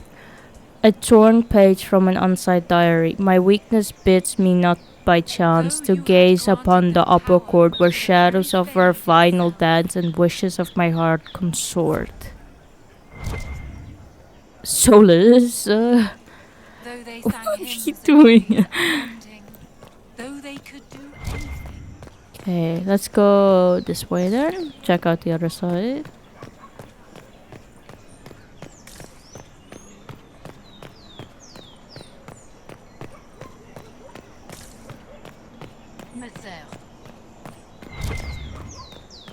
Is this the store? Yes. Okay. Hello. Is this a shop? I maintain a premises wherein customers of a certain affluence entertain the purchase of my ware. So yes, a shop. May I see what you have? Very well. What do you have for sale? I have one item available for purchase. It is far too expensive for it merely to be sold. You may gaze upon it and dream of the wealth required to possess it, as have lords and kings. And then you may leave and purchase things from shops more aligned with your station. How do you stay in business? How do you keep the doors open on a shop with one item? My shop is a destination. Luminaries of every description journey here to see what is denied to them. Some pay tribute, in the vain hope I will barter. They do not have the will to pay the price. They require a bargain to justify the spend, to ease their conscience. That would defeat the entirety of the purpose. But what is it? I can't see it. Tell me what it is. If you have to ask, you are not the one to buy it. I need to know if I can use it. And again, the point is missed. If mere use is your concern, you should go elsewhere. The person who claims this will not be known for using it. They will be known because they paid for it.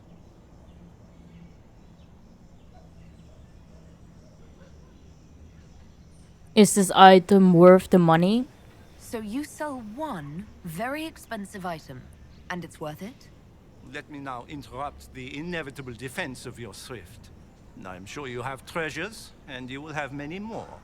You could parade them from here to Halam Shiral, but none of that would allow you to say you have purchased this.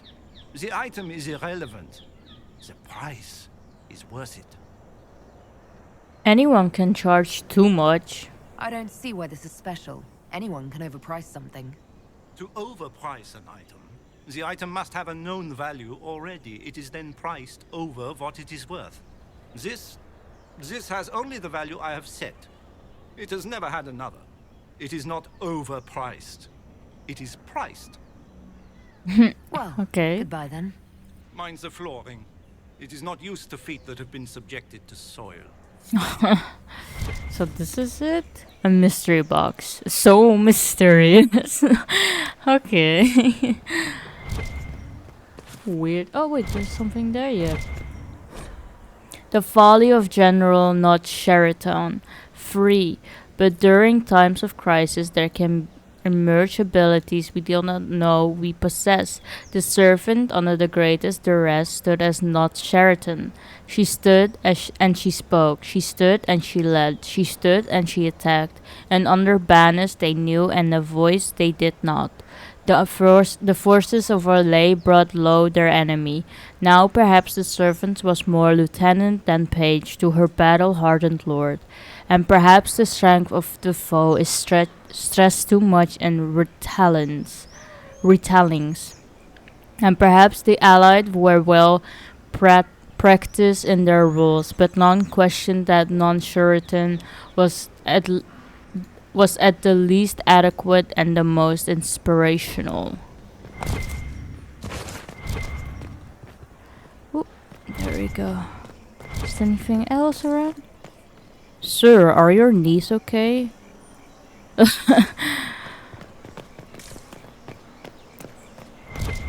see. Same old. Same old.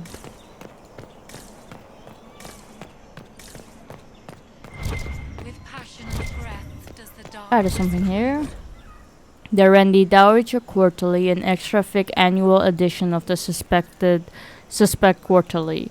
The Randy Dowager welcomes the new year by scandalizing the old with the collected romantic epic The Horned Ones, being a tale of conquest both of a nation and of heart. The men are satisfied as bronze giants share their explosive passions. The Randy Dowager exhibition for the noble of thought but spry of step. The lady herself says only for those of particular taste, delicate buds should remain in the garden while the bold of us flower. 5 scars flooded in shock out of 5 are D. It is the whisper in the night, the lie upon Okay, let's see. We can go all the way down via here. Let's see, go here. And I'm guessing we can't go to that one here. The Chantry has just shown themselves here. Let's see. Left us. The Templars left us to the mages. No, we can't go there. Okay. Liars. Let's go back to Haven then. Because we explored everything here, I believe. Oh. If I might have a moment of your time. Who are you? Grand Enchanter Fiona? Leader of the Mage Rebellion. Ooh. Is it not dangerous for you to be here? I heard of this gathering, and I wanted to see the fabled Herald of Andraste with my own eyes. If it's help with the breach you seek, perhaps you should look among your fellow mages. You weren't at the conclave? I'm surprised the leader of the mages wasn't at the conclave. Yes. You were supposed to be, and yet somehow you avoided death. As did the Lord Seeker, you'll note. Ooh, good Both point. of us sent negotiators in our stead in case it was a trap. I won't pretend I'm not glad to live. I lost many dear friends that day. It disgusts me to think the Templars will get away with it. I'm hoping you won't let them. You think the Templars did it? So you think the Templars are responsible? Why wouldn't she?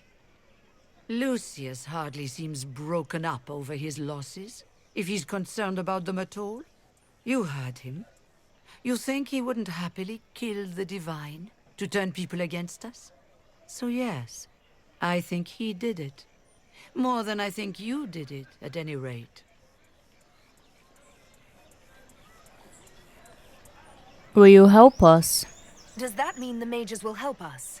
We are willing to discuss it with the Inquisition at least. Consider this an invitation to Redcliffe. Come, meet with the mages. An alliance could help us both, after all. I hope to see you there. Au revoir, my Lady Herald. Come, let us return to Haven. Interesting.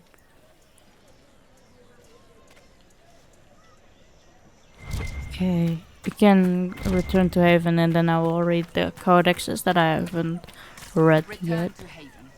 Someone will need to inform them if we are delayed. Ooh. A friend of Red Jenny. A location near Val Royeaux is revealed by the clues left by these friends of Red Jenny.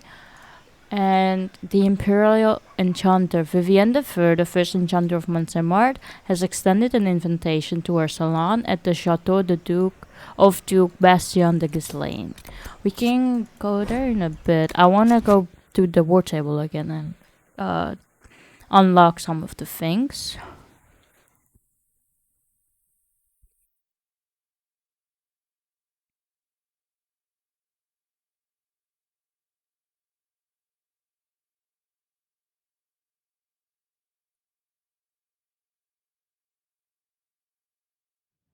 Here we are.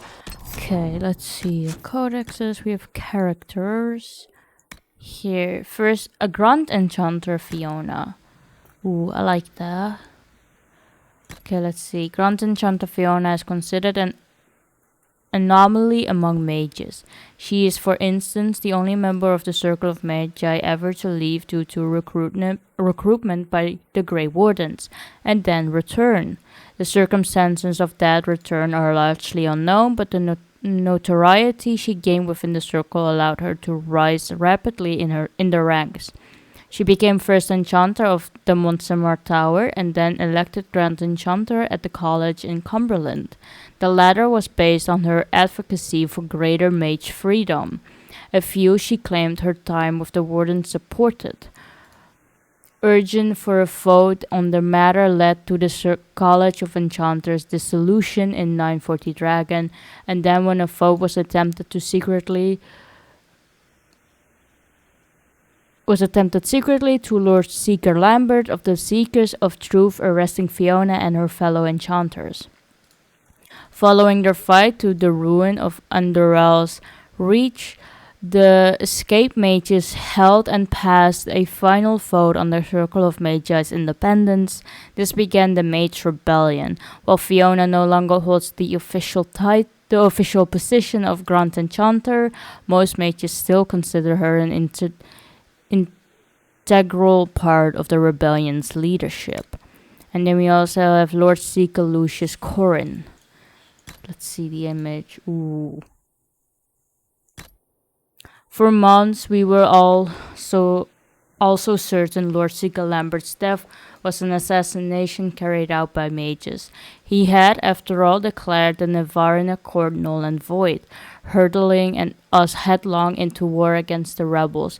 Why else would he be killed except as an act of retribution? The entire Templar Order was fired up, ready to take up the fight against the mages, something we were sure would be over in a matter of weeks. Thus the elections of Lucius Corrin to the role made me despair. According to the few seekers of truth with whom I spoke, he was a moderate. He agreed to the Divine's conclave, and every Templar I knew felt certain he would compromise to see the war ended. But lately the man seems different, does he not? I never met him before he assumed command, but even in this short time his opinions of the war have turned. He did not go to the conclave himself personally. He personally supported. In fact, he seems to regret supporting it at all. He talks of the Templars establishing themselves as a power in our own right, and our fellows are all too eager to listen. I don't know from where this change of heart came, but I begin to wonder if Lambert's death wasn't as simple a matter as we assumed. Something is amiss within our order, and all I know is that it's beyond me to discover what. From a letter written by an unknown Templar found in a burned-out fort in 941 Dragon. Interesting. So there's this theory that Lucius may have killed Lambert. Let's see. Can we talk with Cassandra, perhaps? It occurs to me I don't actually know much about you. What do you want to know? I'm not sure. Where are you from? You don't know? I thought you knew that. I suppose I could ask Liliana. She has collected a frightening amount of information on you. But I don't want to ask her. I want to hear it from you. We should be honest. My clan never stayed in one place for long, though we primarily roamed the free marches. Oh? I didn't think your people roamed that far north. But clearly I'm mistaken. I'm told some members of your clan might still be alive. Do you intend to go back? Home is wherever I am. Wherever I am is home enough for me. That's how I feel now, after years of tending to business for the Divine. Tell me about yourself. I'd like to get to know you better. You would? Is that a problem? Not entirely. I'm just curious as to your motivation. Ooh. I'd like us to be closer. Is there any harm in us becoming a little closer? Plenty. Oh. Is that right? As you wish. My name is Cassandra Pentegast, daughter of the Royal House of Navarra, 78th in line for the Navarran throne. I joined the Seekers of Truth as a young woman, and was with the Order until they withdrew from the Chantry. I remained as the Divine's right hand, carrying out her order to form the Inquisition. And here we are. That's all there is to know, my lady. So I'm guessing Cassandra doesn't like us like that? You are Navarran royalty. You're a member of Navarra's royal family. The Pentegasts are a very large clan. Half of Cumberland could say the same. Really? No, but it feels that way. I have hundreds of relatives so distant they need charts to prove we're related at all. And they have them. Oh yes. The Pentegasts value their precious blood like it runs with gold. Is that why you left Navarra? And you joined the Seekers to get away from that? It was a life worth getting away from. The Pentagousts are famed for dragon hunting, but few actually pursue the craft. Most are fat and lazy. They pay lip service to the Maker and care only for idle pleasures and past glories. My brother was all that kept me in Navarra. Once he was gone, so was I. What happened to your brother? Tell me about your brother. I would prefer not to speak of Anthony. Another time, perhaps. Sure. Tell me about Navarra. You don't seem to like your homeland much. My family polluted it for me. What little I saw of my homeland was through the bars of a gilded cage. My uncle treated me like a porcelain doll to be placed on a shelf and dusted only when necessary. Thus I did not see Navarra, the real Navarra, until much later. By then I realized I knew it not at all. What about your parents? Your uncle? What about your parents? They had the misfortune of taking the wrong side in the second attempt to overthrow King Marcus. The king executed them, but spared my brother and I since we were family, and children at the time. Thus we were raised by my uncle, a mortalitasi who preferred the company of his corpses to the living. Mortalitasi? Your uncle was a mortalitasi? A death mage. He still is. My countrymen do not burn the dead, they bury them in special crypts. The mortalitasi supervise the crypts, like priests.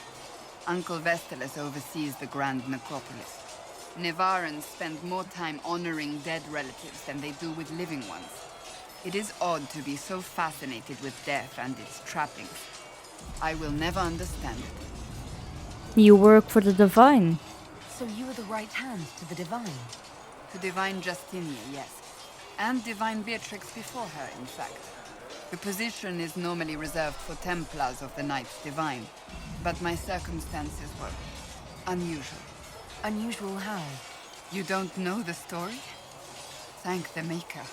I will tell you if you wish, but it isn't as exciting as some drum it up to be. The short version is that I once saved the previous Divine's life. My reward was becoming her right hand. What is a right hand? But what does a right hand do, exactly? What is your hand capable of? It gives, it takes, it beckons. It makes a fist. Liliana and I extended the Divine's reach beyond the Grand Cathedral. We went where she could not. After Beatrix, I was tired of the position and wanted to return to the Seekers. But Justinia convinced me to stay. Her vision for the future gave me hope. You believed in her. You thought she could really change things? Justinia knew the war was coming long before it began. She tried to avert it, but the forces arrayed against her were too strong. Sometimes you have to break a bone so it can be reset. That's where the Inquisition comes in. It was to be the answer. A means to preserve as well as an agent for change. I only wish she had lived to see it. How did you become the right hand? So, what's the story about you becoming the right hand? Sweet Andraste, do you really want to hear that? It was, what, 18, 20 years ago? Some still discuss it like it happened yesterday. The tale gets bigger each time it's told. I barely recognize myself within it now. You're being modest. I'm sure you're just being modest. I was there. I think I know what happened. To hear others tell it, I alone saved Divine Beatrix from a horde of dragons sent to assault the Grand Cathedral. Rather impressive for such a young seeker, wouldn't you say? And the truth is? I stumbled upon a conspiracy to kill Beatrix. A Templar Knight Commander was at its heart. And there was a dragon battle at the Grand Cathedral, but I had help from loyal mages who rallied to the cause. They freed the dragons from magical control. Without them, the Divine and I would both have died. Yet I became the right hand, and they are forgotten. What became of the mages? What happened to the mages that helped you? They went back to their circles, with rewards and privileges and Most Holy's gratitude. Many of them died at the conclave. You are still a hero. I think you're a hero, no matter how you downplay it. Fine. But it was 20 years ago. I will not rest upon my laurels. That's all for now. I'll let you get back to work. There we go. Is Colin here? Yes, he is. Did you need something? Let's see. Tell me about Templar life. I'd like to know more about the Templars. If you need insight into what the Order is doing now, I'm afraid I can't offer more than you already know. Anything else, I will answer as best I can. How are Templars trained? What does Templar training involve? There is weapon and combat training. Even without their abilities, Templars are among the best warriors in Thedas. Initiates must also memorize portions of the Chant of Light, study history, and improve their mental focus. Did you enjoy it? Did you enjoy your training? I wanted to learn everything. If I was giving my life to this, I would be the best Templar I could. You were a model student. I wanted to be. I wasn't always successful. Watching a candle burn down while reciting the Chant of Transfigurations wasn't the most exciting task. I admit, my mind sometimes wandered. Tell me about their vows. Do Templars take vows? I swear to the Maker to watch all the mages. That sort of thing. There's a vigil first. You're meant to be at peace during that time, but your life is about to change. When it's over, you give yourself to a life of service. That's when you're given a filter, your first draft of Lyrian and its power. As Templars, we are not to seek wealth or acknowledgement. Our lives belong to the Maker and the path we have chosen. Ooh. Are there vows of celibacy? A life of service and sacrifice. Are Templars also expected to give up physical temptations? Physical? Why... why would you...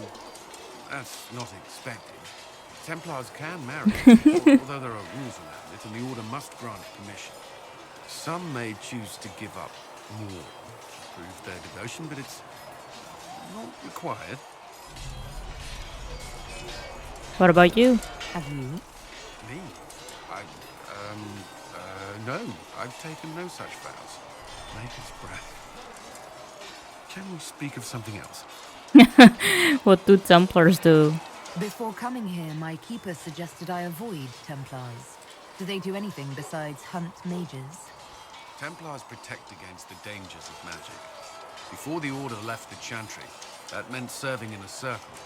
They were also tasked with tracking apostates or fighting demons inevitably summoned by the weak or malicious. What do you think of mages? What do you think of mages? Are they all a threat? I've seen the suffering magic can inflict.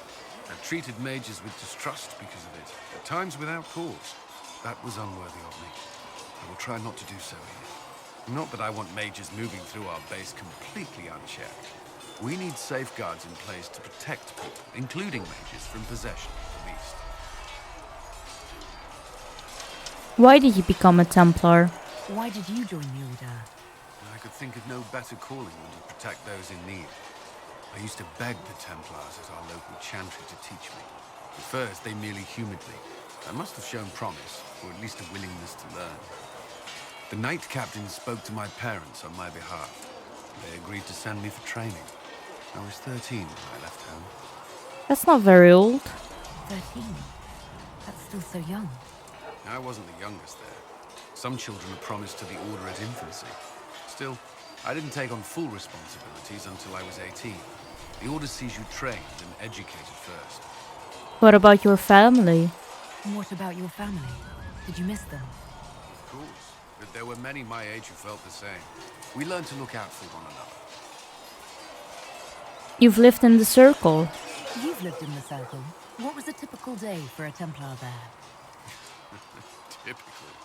The last time I was in a circle was right before it fell apart. Nothing was typical. Before that, then? Certain rituals require a full guard. A mage's howling, for instance. I've attended a few. Most of the time, you merely maintain a presence, on patrol or in the circle, ready to respond if needed. Mages pretend to ignore that presence, but they're watching you just as closely. Do you not speak to the mages? Do Templars and mages never speak to each other? Some do. that Templars are supposed to maintain a certain distance from their charges. If a mage is possessed or uses blood magic, you must act quickly, without hesitation. Your judgment cannot be clouded. Of course, ignoring one another does nothing to foster understanding. That was all. That's all I wanted to know. Thank you. Another time, then. There we go. Okay, I think I'm gonna quickly go to the war table for now. And then see what I can open up. If I can send Colin, Liliana, and Josephine anywhere. And also see about those two things that I can visit. Can go in I'm used here. to delivering children and helping old men through the winter cough. Seeing these injuries. I was with the Templars. I can tend any wound caused by blade or a mage's fire. I'll admit that demons are new, though. Ooh. It's good you've returned. We heard of your encounter. You heard? My agents in a city sent word ahead, of course. It's a shame the Templars have abandoned their senses, as well as the capital. Going was worth the risk. We had to do something, and now we have an opportunity. Yes, and we have the opening we need to approach the Templars and the mages. Do we? Lord Seeker Lucius is not the man I remember. True, he has taken the orders somewhere, but to do what? My reports have been very odd. We must look into it. I'm certain not everyone in the Order will support the Lord Seeker. Or the Herald could simply go to meet the mages in Redcliffe instead. You think the Mage Rebellion is more united? It could be 10 times worse. Should meet the mages. I could at least find out what the mages want. No doubt what they've always wanted. Support for their cause. We shouldn't discount Redcliffe. The mages may be worth the risk. They are powerful, Ambassador, but more desperate than you realize. Could be useful. After the Divine's death, they're probably scrambling for allies. If some among the rebel mages were responsible for what happened at the Conclave. The same could be said about the Templars. Yeah. True enough. Right now, I'm not certain we have enough influence to approach the Order safely. Then the Inquisition needs agents in more places. That's something you can help with. In the meantime, we should consider other options.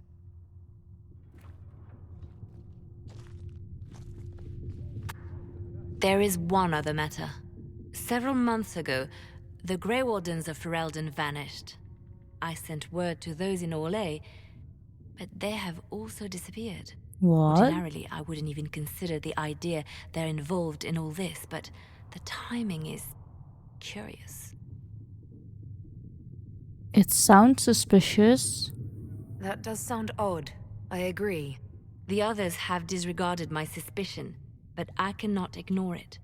2 days ago, my agents in the hinterlands heard news of a Grey Warden by the name of Blackwall. If you have the opportunity, please seek him out. Perhaps he can put my mind at ease. And if he can't? Then there may be more going on than we thought.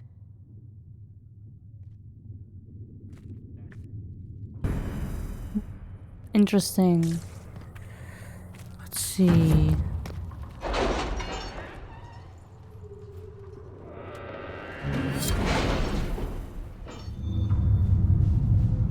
Okay, do we have anything here? We have this that we can open up. And the Chantry remains. The confrontation with Mother Havara in... Not at all. I will inform you if that changes. In the Val Royeaux market had the desired effect. To a point, the Chantry's condemnation of the Inquisition was lost amid a flurry of speculation over the actions of Lord Seeker Lucius, as well as a divide in the opinions of the remaining Chantry clerics.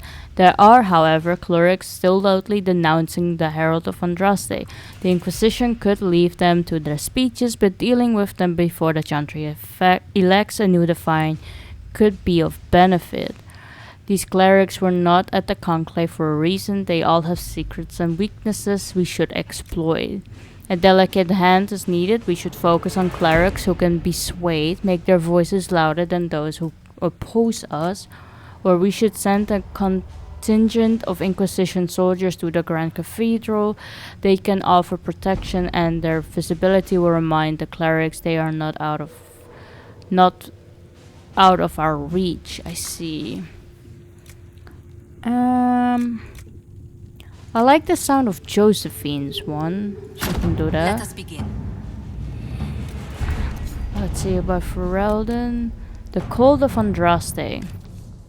Before the Fifth Blight and the arrival of the hero of Ferelden, Haven was occupied by cultists who worship a dragon, one they believed to be Andraste reborn. Both the cultists and their dragon were long gone by the time the Chantry arrived to build the Temple of Sacred Ashes, but there may still be undiscovered passages in the mountains containing their relics. With a concerted search effort, it might be possible to unearth something useful to the Inquisition. This is a task best left to a few select ancients knowledgeable regarding dangerous magic. I have just the ones in mind. I'm leery of what we might find in these passages, but we have enough soldiers for a search. They will simply need to be careful. I can do Liliana for that. Let's see what we have. There we go. And let's open up some of these. Ferelden has not seen significant Grey Warden activity since Darkspawn attacked the city of Amaranthine 10 years ago. It was not unusual for the order to fade from public notice when there's no blight. However, recent reports claimed that a group was traveling along the northern coastline. Wardens tend to follow their own agenda, but the breach has no doubt caught their attention. If they know something, then the Inquisition should find out. The wardens are reclusive, but not untraceable. If there are signs of their passage on the Storm Coast, my agents will find them.